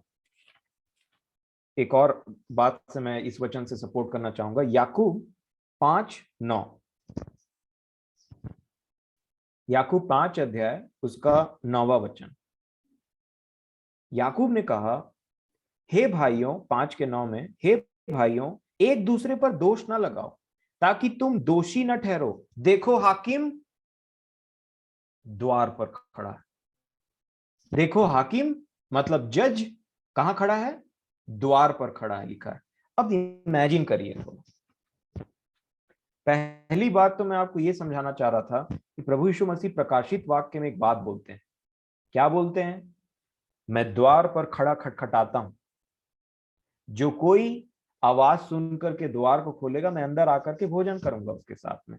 तो द्वार पे कौन खड़ा है? द्वार पर प्रेमी भी खड़ा है और द्वार पर न्याय भी खड़ा है। 2 in 1 रोल है प्रभु का। वो प्रेमी भी है, अगर ठीक टाइम में गेट खोल दिया तो वो एज अ प्रेमी आएगा, अगर और वेट किया तो वो प्रेमी भी है। और लेकिन यहां पे क्या बोलता है? द्वार पर हाकिम खड़ा है। इसका मतलब कि मेरे प्रियो, मान लीजिए कोर्ट रूम को इमेजिन करिए, आप निर्दोष ही हैं, समझ लीजिए वहां पे, ठीक है? मान लीजिए मैं और आप निर्दोष ही हैं, हमने केस फाइल किया अगले के ऊपर में, और केस फाइल करने के बाद में जो गेट का दरवाजा है ना, उसी के जस्ट बाहर में न्यायी खड़ा हुआ है। वही न्याय करेगा, एक्चुअल में वही असली न्याय है। पर हमको लगा हमारा केस इतना स्ट्रांग है, हमारे साथ गलत हुआ है, हमारे साथ अन्याय हुआ है, क्यों ना हम ही जाकर के न्याय वाले जजमेंट वाले सीट में बैठ जाए। और समय से पहले न्याय का अर्थ कुछ ऐसे ही होता है। इन्होंने कहा हाकिम द्वार पर खड़ा है, मतलब अगर हमारा केस स्ट्रांग भी है, सही भी है, हम सही भी हैं, और हम हाकिम से पहले वो द्वार पे खड़ा है, कुछ आने में उसको देरी हो रही है किसी कारणवश, तो एक व्यक्ति दौड़ते दौड़ते गया और न्याय के सिंहासन में बैठ गया, बोल रहा है ऑर्डर ऑर्डर, ये वो, उसने ये मेरा केस ठीक है और इसको फांसी की सजा दे दी गई। मतलब प्रभु के जगह में होकर के अपना न्याय कर देना। तो जैसे ही गेट खुलेगा और हाकिम आएगा तो हमारा केस कितना ही स्ट्रांग हो, क्या बोलेगा पता है? तू तो पहले सीट से हट जा। हम कितनों ही चिल्लाते रहे, बोले प्रभु हम सच्चे इस विषय में, आप ऐसा क्यों कर रहे हैं? प्रभु बोलेंगे तू पहले सीट से हट जा, उस न्याय का सिंहासन मेरा है। हाकिम द्वार पे खड़ा है, इसलिए अन्याय सहने के लिए भी बोल रहा है, क्योंकि जिस दिन आएगा तो जिनके साथ अन्याय हुआ है उनको वो क्या देगा? प्रतिफल देगा, उनका न्याय करेगा। नहीं तो क्यों न्याय करने के लिए आएगा मेरे प्रियो? इसीलिए समय से पहले किसी बात का न्याय मत करिए, द्वार में ही खड़ा है। केस इतना भी स्ट्रांग रहे, आप निर्दोष भी रहेंगे तो फंस सकते हैं, मैं निर्दोष भी रहूंगा तो फंस सकते हैं, नहीं फंस जाएंगे। क्योंकि जज कभी भी पसंद नहीं करेगा गेट खुलने के बाद कोर्ट के अंदर एंट्री करने के लिए और देखे कि मेरी जगह कोई और लेकर के रखा है। बिल्कुल नहीं मेरे प्रियो। इसीलिए प्रभु यीशु मसीह ने क्या किया था। अब आप बोलेंगे तो क्या भाई अन्याय सहते रहें? तो मैं बोलूंगा फिर किस लिए बुलाए गए हम प्रभु यीशु मसीह में? यही तो है, अन्याय सहने के लिए तो बुलाए। कोई गाली देते रहे तो कैसे करें भाई? कोई अन्याय करते रहे तो कैसे करें? तो खोलिए फिर ये याकूब के बाद में जो पहला पत्रस आता है, उसकी पत्री को अगर आप खोलेंगे तो यहाँ पे क्या लिखा है, उसका दूसरा अध्याय, पहला पत्रस दूसरा अध्याय, पहला पत्रस दूसरा अध्याय और 22 वचन। मैं 22 को पढ़वाना चाहूंगा। देखिए क्या लिखा है प्रभु यीशु मसीह के बारे में। पतरस बोलते हैं ना तो उसने पाप किया और ना उसके मुंह से छल की कोई बात निकली, ठीक है, मतलब निर्दोष टोटली। फिर लिखा 23 में, वह गाली सुनकर गाली नहीं देता था और दुख उठाकर किसी को भी धमकी नहीं देता था, पर अपने आप को सच्चे न्याय के हाथ में सौंपता था। गाली सुन रहा है, गाली नहीं दे रहा है, निर्दोष भी है। धमकी सुन रहा है, धमकी नहीं देता, निर्दोष भी है। क्या कर रहा है प्रभु? अपने हाथ को सच्चे न्यायी के हाथ में सौंप रहा है। परमेश्वर पिता, आप देख रहे हैं सब चीज मेरे साथ में जो हो रहा है, परंतु मैं कुछ नहीं करूंगा, मैं अपना केस आपके हाथ में सौंपता हूं। और इसी का एग्जाम्पल प्रभु ने उस विधवा के लिए दिया था। एक विधवा है, एक अधर्मी न्याय के पास जाती, बोलती मेरा न्याय चुका, मेरा न्याय चुका। पलट के गाली नहीं दे रही है, पलट के गाली के बदले गाली नहीं दे रही है, कुछ और ऐसा काम नहीं करी जो उसको रिसीव हुआ है, परंतु अपना केस सच्चे न्याय के हाथ में सौंप रही है। और इसीलिए याकूब बोलते हैं मेरे भाइयों धीरज धरो, न्याय होगा, बस कुड़कुड़ाना मत और दोष मत लगाना। जब न्याय आएगा तो तुमको न्याय देगा। जब पहले से ही न्याय ले चुके हो उस पृथ्वी में, गाली बक करके या फिर जबरदस्ती करके या उटपटांग हरकत करके या फिर गाली के बदले गाली, धमकी के बदले धमकी, ऐसा कुछ करके, तो फिर क्या अंतर क्या रहा? और किस प्रकार तुम जज करोगे, न्याय करोगे? नहीं मेरे प्रिय, नहीं। और इसीलिए हमको समझने की जरूरत है कि हम क्या करें, न्याय का जब मौका आता है तो क्या करें। अब मैं एंड करूंगा, पर ये बहुत इंपॉर्टेंट टॉपिक है। जब भी कभी आपके साथ बुरा हो, जब भी आप देखें कि आप सही और सब सामने भी दिख जाए, मान लीजिए कोई पापी, आपको पता भी चल गया, पूरा भी प्रूफ है आपके पास में कि ये पापी है करके, याद रखिए प्रभु यीशु मसीह ने क्या किया। जब वो स्त्री वहां पे पकड़ाई गई और सब दोष लगा रहे थे, तो प्रभु ने बोला जिसने पाप नहीं किया वो पहला पत्थर मारे। सब चले गए, तो स्त्री और प्रभु ही बच गए। इसका मतलब प्रभु तो निष्पाप थे और स्त्री का केस चला गया प्रभु के हाथ में। तो जब तक वो इस पृथ्वी पे थे, प्रभु ने क्या कहा? कहां गए सब? किसने तुझे पत्थर नहीं मारा? नहीं, तो मैं भी तुझे क्षमा करता हूं। क्या प्रभु को, क्या उसने पाप नहीं किया था? किया था। क्या वो पकड़ाई नहीं थी? पकड़ाई थी। परंतु प्रभु ने क्या चूज किया? न्याय के बदले क्षमा, क्षमा, मर्सी, दया। और न्याय का इस पृथ्वी में रहते हुए जो भी हमारे लिए है, उसका उत्तर क्या है पता है? दोष लगाने का उत्तर क्या है? दोष लगाने का अपोजिट, क्षमा करिए। क्षमा करना है मेरे प्रिय, जितना क्षमा कर सकते हैं। मनुष्य से तो संभव नहीं, परंतु परमेश्वर की उस आत्मा में वो सामर्थ है कि आपको प्रभु यीशु मसीह के जैसा बना दे और उतना टॉलरेंस पावर क्रिएट करे कि हम मैं और आप उसमें क्षमा कर सकें। अगर आप मत्ती रचित सुसमाचार 9 अध्याय निकालेंगे, तो वहां पे प्रभु ने एक बात कहा था फरीसियों से, जो हर बात में दोष लगाते थे। और उन्होंने एक बात बोला जो मैं ध्यान दे रहा था, मत्ती रचित सुसमाचार 9:13, 9:13। उन्होंने कहा इसलिए तुम जाकर इसका अर्थ सीख लो। है ना, बात बात में वो व्यवस्था की बात बोलते थे, बात बात में वो बोलते थे ये लिखा है वो लिखा है, तो प्रभु बोलते हैं कुछ और भी लिखा है, उसका मतलब पहले सीख के आ जाओ। बोलते हैं इसलिए तुम जाकर इसका अर्थ सीख लो, मैं बलिदान नहीं परंतु दया चाहता हूं। ये पुराने नियम से कहा हुआ, ये परमेश्वर का वो वचन था जो परमेश्वर ने कहा था, और प्रभु ने कहा ये जाकर पहले सीखो, बलिदान नहीं चाहिए, दोष तो दूर की बात है, मैं दया चाहता हूं, दया दिखाओ, दया करो। प्रभु ने बोला उन कपटियों को, जो बाइबल जिनको कपटी बोलती है, कि भाई जा करके तुम पहले ये बात सीखो, मेरे को बलिदान नहीं, मेरे को दया चाहिए। दया है तुम में, क्षमा करने की शक्ति है तुम में, दया करते हो तुम? ये इंपॉर्टेंट है मेरे प्रिय। और इसीलिए याद रखिए एक और अद्भुत वचन को जो याकूब 2:13 में लिखा है।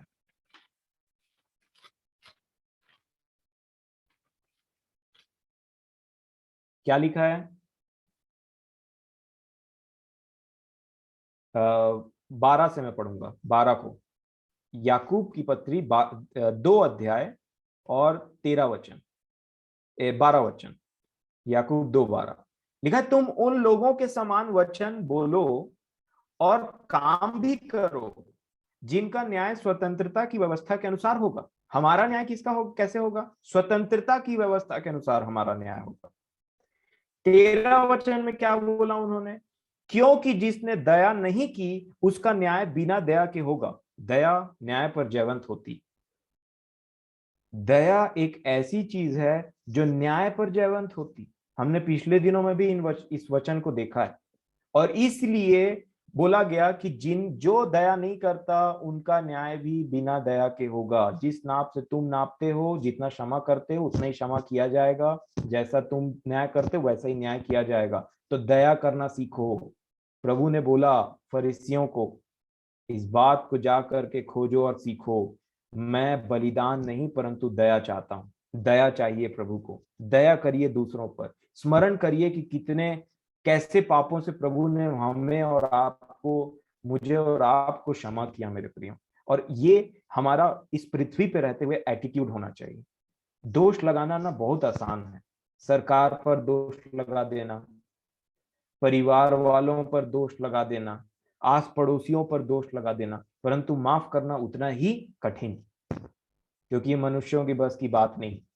इसके लिए परमेश्वर का, प्रभु का पवित्र आत्मा चाहिए। और इसीलिए मेरे प्रिय, छोटी छोटी बातों में आप देखिए कि कैसे हमारी कहीं कुड़कुड़ाने की या दोष लगाने की आदत तो नहीं है। आप बोल सकते हैं मैं सही हूं इस विषय में, फिर भी आपको अलाउ नहीं। प्रभु ने यही सिखाया। वो सही थे उस स्त्री के विषय में, परंतु उन्होंने दोष नहीं लगाया। कहा जा, मैं भी तुझ पर दोष नहीं लगाता, नहीं लगाता मैं दोष। और इसीलिए अगर आप, अब एक लास्ट वचन को मैं पढ़ूंगा, वो है यिर्मयाह नबी की पुस्तक में, उसका 9 अध्याय और 23 में, हाँ 23 और 24 को आखिरी वचन है। अभी तक आप सुने बड़े अच्छे से धैर्य के साथ में, मैं धन्यवाद देता हूं। इस वचन को जरूर सुनिए। लिखा है यिर्मयाह 9 के 23 में, यहोवा यूं कहता है, बुद्धिमान अपनी बुद्धि पर घमंड न करे, न वीर अपनी वीरता पर, न धनी अपने धन पर घमंड करे, परंतु जो घमंड करे वह इस बात पर घमंड करे कि वह मुझे जानता और समझता। परमेश्वर को जानना एक अलग बात होती है और परमेश्वर को समझना एक अलग बात होती है। फॉर एग्जाम्पल, आज संडे का दिन था, आप चर्च गए होंगे, आपने बहुत लोगों को देखा होगा। आप उनमें से बहुत लोग को जानते हैं पर बहुत लोग को समझते नहीं। बहुत लोगों को आपने देखा है परंतु बहुत लोगों को समझते नहीं। अपने आस पड़ोस में आप बहुत लोगों को जानते हैं, उसका नाम ये है, वो वहां काम करता है, उसके ये इतने बेटे हैं, परंतु उसको समझते नहीं।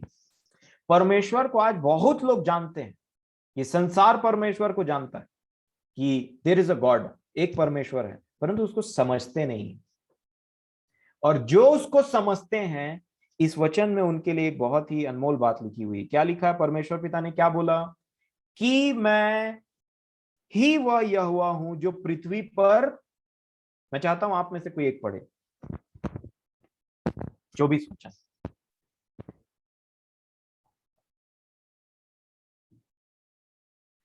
यिर्मयाह 9 का 24।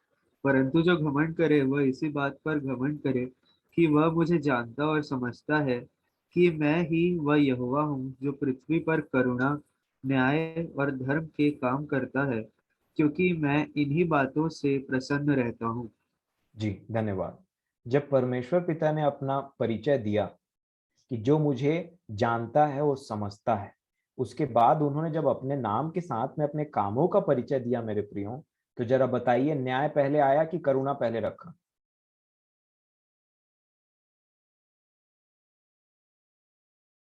है कि नहीं? परमेश्वर के समझने वाले जानते हैं कि इससे पहले कि वो एक न्यायी है, उससे पहले वो बहुत ही करुणामय है। और जो ऐसा समझते हैं वो खुद भी वही चीज को करते हैं जैसा उनका परमेश्वर है। और मुझे और आपको भी समझने की आवश्यकता है, जब परमेश्वर ने अपने आप को बोला, यिर्मयाह को बोला लिख, वो लिख रहे थे, और जब परमेश्वर पिता ने बोला तो कहा मैं वो ईश्वर हूं, मैं वो यहोवा हूं जो पृथ्वी पर करुणा। देखिए, अपना इंट्रोडक्शन देते टाइम पहले परमेश्वर पिता ने क्या बोला? करुणा करने वाला, दया करने वाला। इसीलिए उसके जानने वाले क्या बोलते हैं पता है? जीवन से उत्तम है तेरी करुणा। नहीं तो हम कहां रहते आज पता नहीं हमारा। करुणा के बाद न्याय किया, लिखा है ना, करुणा, न्याय और धर्म के काम करने वाला। मेरे प्रियो, अगर प्रभु को न्याय करना होता ना, तो इस पृथ्वी पे वो आते और न्याय करते थे। परंतु बार बार प्रभु बोलते रहे, मैं न्याय करने नहीं आया हूं। और न्याय, प्रभु के बलिदान होने के बाद अभी तक वो इतने समय को एक्सटेंड क्यों कर रहे हैं, क्यों खींच रहे हैं? क्योंकि वो दया से प्रसन्न होता है, करुणा करता है, और वो करुणा है अभी आज के दिन। और बाइबल में इसीलिए लिखा है, जिस दिन तक आज का दिन कहलाता है, उस दिन तक तुम्हारे पास में प्रभु की करुणा मौजूद है। इसीलिए मेरे प्रियो, हमें ये बात समझना है कि न्याय हमको भी करना है, पर न्याय को समझने वाले ही न्याय कर सकते हैं। अन्यायी को न्याय करने के लिए कभी भी अवसर नहीं देगा प्रभु। और जो दया से नहीं चलते, वो भी न्याय नहीं कर पाएंगे। उनका न्याय बिना दया के होगा, ऐसे लिखा हुआ है। इसीलिए जब हम ये बात आती है कि परमेश्वर को समझते हैं क्या, तो ये जानने की जरूरत है कि वो एक करुणामय परमेश्वर है, और हमको भी वैसे ही बनना है। जब प्रभु देखते थे लोगों को, तो वो ये नहीं देखते थे कि ये पापी है, वो जानते थे सब चीज, परंतु उनके साथ में बैठते थे, बातचीत करते थे। जब वो भीड़ को देखते थे, लिखा तरस से भर गया कि क्या खाएंगे, इनके खाने का इंतजाम करो। उन्होंने नहीं मांगा था हमें मछली दे, रोटी दे। जब वो भीड़ को देखे तो क्या देखा पता है उन्होंने? कि मानो कोई बिना चरवाहे के भटकते हुए भेड़ हैं। ये देखना था, प्रभु के आंख से ये निकलता था, ये देखते थे। और जो फरीसी है, जो दोष लगाने वाले हैं, जो वचन का बहुत ज्ञान रखते हैं, फरीसी मतलब वही होता है, सब बात को जानते समझते हैं, वो क्या देख रहे थे कि इसने पाप किया है। इसीलिए मेरे प्रियो, आज हमें जानने की जरूरत है, और मैं तो बोलना चाहूंगा कि हमें मन फिराने की आवश्यकता है कि क्या छोटी छोटी बातों में हम दया को पहले प्रिफर करते हैं कि तुरंत न्याय कर देते हैं। अब अपने जीवन के प्रतिदिन के जीवन को तो जरा जांचिए। सुबह से उठने के बाद में कोई चीज मेरे और आपके अनुसार, इच्छा के अनुसार नहीं होता है, तो क्या हम परेशान होकर के तुरंत एक न्याय पास कर देते हैं, एक जजमेंट दे देते हैं उस विषय में? क्या हम अपने कार्य क्षेत्र में जाने के बाद जजमेंट दे देते हैं तुरंत से कि कोई भी बात हमारे मन के अनुसार नहीं होती, कुड़कुड़ाने लगते हैं? या हम सही भी हैं तो भी क्या हम कुड़कुड़ाने लग जाते हैं? क्या हम न्याय पास करने लग जाते हैं कि क्यों मेरे साथ में ऐसा हो रहा है? मेरे प्रियो, वचन बोलता है, रुको, वेट करो। उसने एक दिन ठहराया है, एक समय है जिसमें परमेश्वर का सच्चा न्याय प्रकट होगा। समय से पहले किसी बात का न्याय मत करो। इन बातों को समझना बहुत जरूरी है अपने जीवन के लिए, क्योंकि अंत में क्या लिखा है इब्रानियों 9:27 में? क्योंकि मनुष्य का एक बार मरना, और मरने के बाद न्याय का होना नियुक्त है। इससे कोई बच नहीं सकता, न मैं न आप। और इसीलिए हमें वहां पे उस दिन के उस प्रभु के सामने खड़े होने के लिए ये सब जो वचन आज प्रभु ने हमारे बीच में रखा, ध्यान दें। अगर ऐसा है तो आज ही मन फिराइए, कल नहीं, आज ही मन फिराएं, आज ही पश्चाताप करें इन विषयों के लिए। प्रभु मेरी और आपकी सहायता करे। मैं परमेश्वर पिता का प्रभु यीशु मसीह के नाम से धन्यवाद देता हूँ कि उन्होंने मेरी सहायता की इन वचनों को समझने के लिए, इन वचनों को अपने जीवन में देखने के लिए, मन फिराने के लिए, और फिर अपने प्रियों के सामने में शेयर करने के लिए। बहुत ही गंभीर विषय है, क्योंकि विषय न्याय का है। मैं परमेश्वर पिता का धन्यवाद देता हूँ, और आप सभी का धन्यवाद देता हूँ। और एक वचन बोलना चाहूंगा कि जो अपने माँ पापों को मान लेता है और उन्हें छोड़ भी देता है ना, जो पाप को नहीं मानता, उसको छुपा कर रखता है, उसका कार्य कभी सफल नहीं होता। परंतु जो अपने पापों को मान लेता है और उन्हें छोड़ भी देता है, उस पर दया की जाएगी, लिखा। तो पापों को मानने और छोड़ने का अवसर आज ही है, अभी का ही है। तो प्रभु मेरी और आपकी सहायता करें, और जिसका भी इच्छा हो रहा है कि इस विषय में प्रार्थना करें, और उस पश्चातापी मन को हमारे सामने में रखे, अभी आपको अवसर है, ऐसा समझता हूं। धन्यवाद। आइए हम प्रार्थना करें। प्रेमी परमेश्वर पिताजी, प्रभु यीशु मसीह के नाम से हम अपने सरों को झुकाते हैं और आपके सम्मुख आते हैं। धन्यवाद देते हैं प्रभु जी, पिता, कि आपने हम पर दया किया और न्याय के विषय में हमें ठीक ठीक बातों को समझाया। हम पर आपने तरस खाया। और प्रेमी परमेश्वर पिताजी, मैं आपसे विनती करता हूँ कि इस विषय के लिए हम में से हर एक से आप बोले और बातचीत करें और ज्यादा। आपका वचन हमें और ज्यादा कायल करे। जाने अनजाने में हम बहुत बार बहुत से विषयों में अपना न्याय बता देते हैं। हम सही गलत बोलने लग जाते हैं। जब इस जीवन में हम पर कोई परेशानी आती है जिसमें हमने कुछ किया नहीं हो, या जिसमें हमारा कोई दोष ना हो, फिर भी हम उस विषय में बहुत बार सही गलत बोलने लग जाते हैं। आप हमारी सहायता करें कि आपने जो दिन ठहराया है खुदावन बाप, जिसमें आप प्रभु यीशु मसीह के द्वारा इस जगत का न्याय करेंगे, उस दिन की बाट जो हम अन्याय से भी उन बातों को सहें जो हमारे साथ में बीतती है। हम पर दया करें कि हमारा आंख आप अपने पुत्र के लहू से धोकर के साफ करें, कि हम वैसा देखने लग जाएं जैसा आप देखते हैं। हम ऊपरी स्वभाव को देख करके कभी भी किसी बात का निर्णय या कभी भी किसी बात में जजमेंट पास ना कर दें, दोष ना लगाएं। हम कभी भी उतावली से किसी बात में निर्णय में मत आ जाएं। हम कभी भी खुदावन बाप अपने दिमाग में किसी मनुष्य के लिए इमेज बना करके ये ना रख लें कि ये कभी नहीं सुधर सकता, कभी मन नहीं फिरा सकता और ये हमेशा ऐसे ही रहेगा। प्रेमी परमेश्वर पिताजी, हमें इस विषय में आप बुद्धि दें।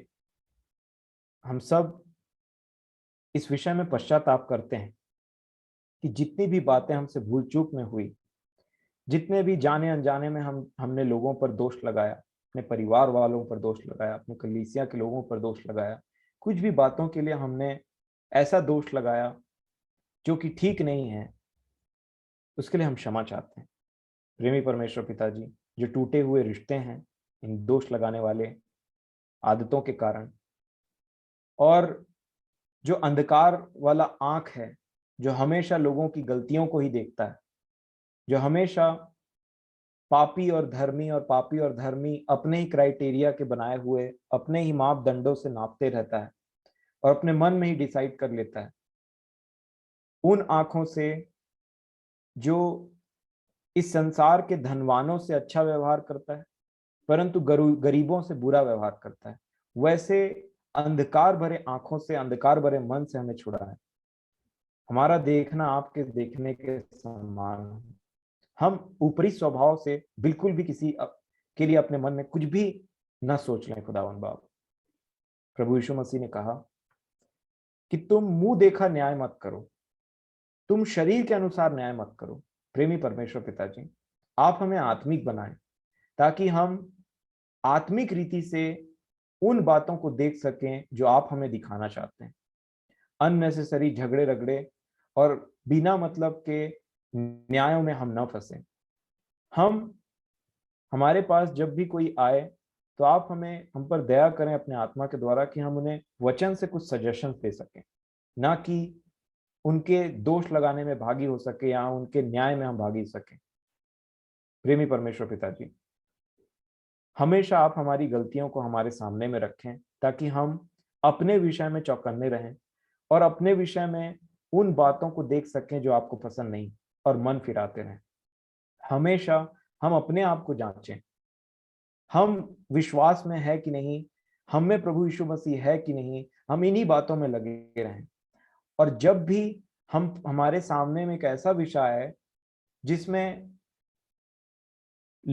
अगला गलत हो भी खुदावन बाप, तब भी आप हम पर अनुग्रह करें कि हम उस पर दया करें, उसे क्षमा करें, क्योंकि दया न्याय पर जयवंत होती।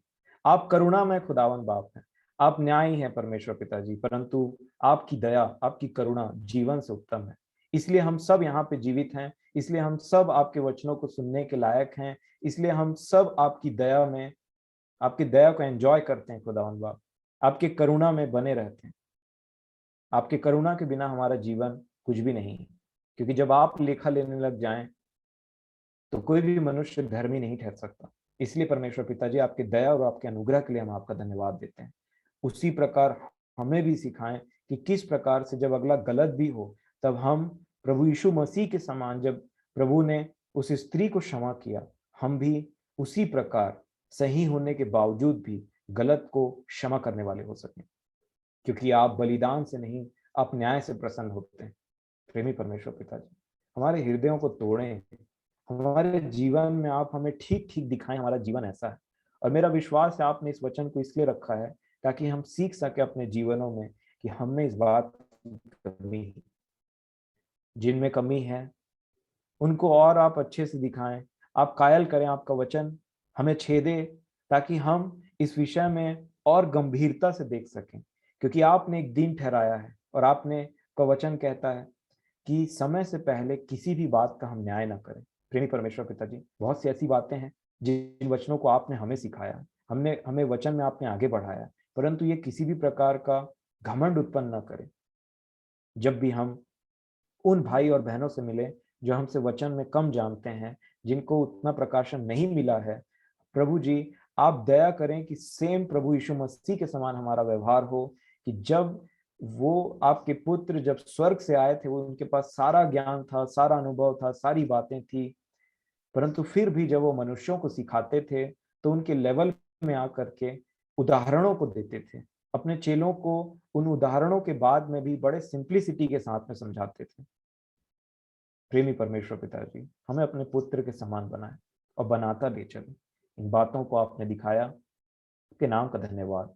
जब भी हमारे जीवन में जरूरत पड़े, ये वचन आपके आत्मा के द्वारा हमारे हृदयों में ऐसा लिखा जाए कि जब जब जरूरत पड़े हम इन्हीं के द्वारा चलें, ये हमारी ज्योति बन जाए, हमारे आंख में ज्योति दें खुदावन बाप। प्रभु ने कहा कि मनुष्य का आंख उसका दिया है, और इसमें इसकी ज्योति जब अंधकार में बदल जाए तो अंधकार कैसा बड़ा होगा। खुदावन बाप, हमारी आंखें वही देखे जो आप हमें दिखाना चाहते हैं।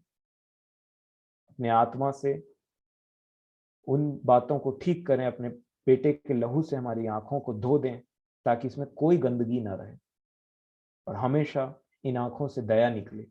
जब हम किसी को देखें तो न्याय से पहले दया निकले। खुदावन बाप, हमें शरीर में रहते हुए, इस संसार में रहते हुए किसी भी बात का न्याय ना करें।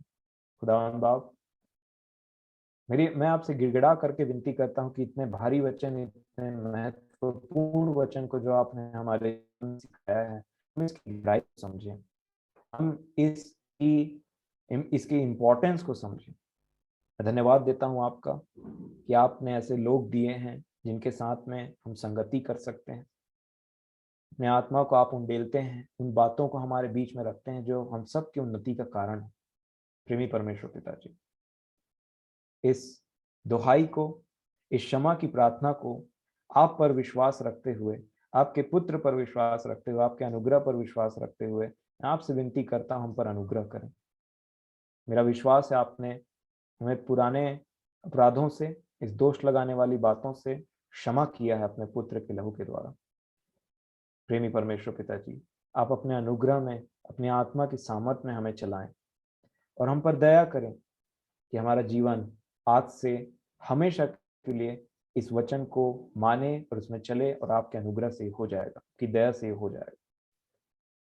सारा आदर महिमा मैं आपको देता हूं और धन्यवाद देता हूं कि आपने इन बातों को हमें दिखाया जब हम इस पृथ्वी में जिंदा हैं, ताकि हम इन बातों से मन फिराकर आपके उन वचनों पे चल सके खुदावंद बाप। और जब हम उस न्याय के सिंहासन के सामने खड़े रहें तो हम अज्ञानता में न रहें, हम भरमाए न जाएं, हम डिसीव ना हो किसी भी रूप से।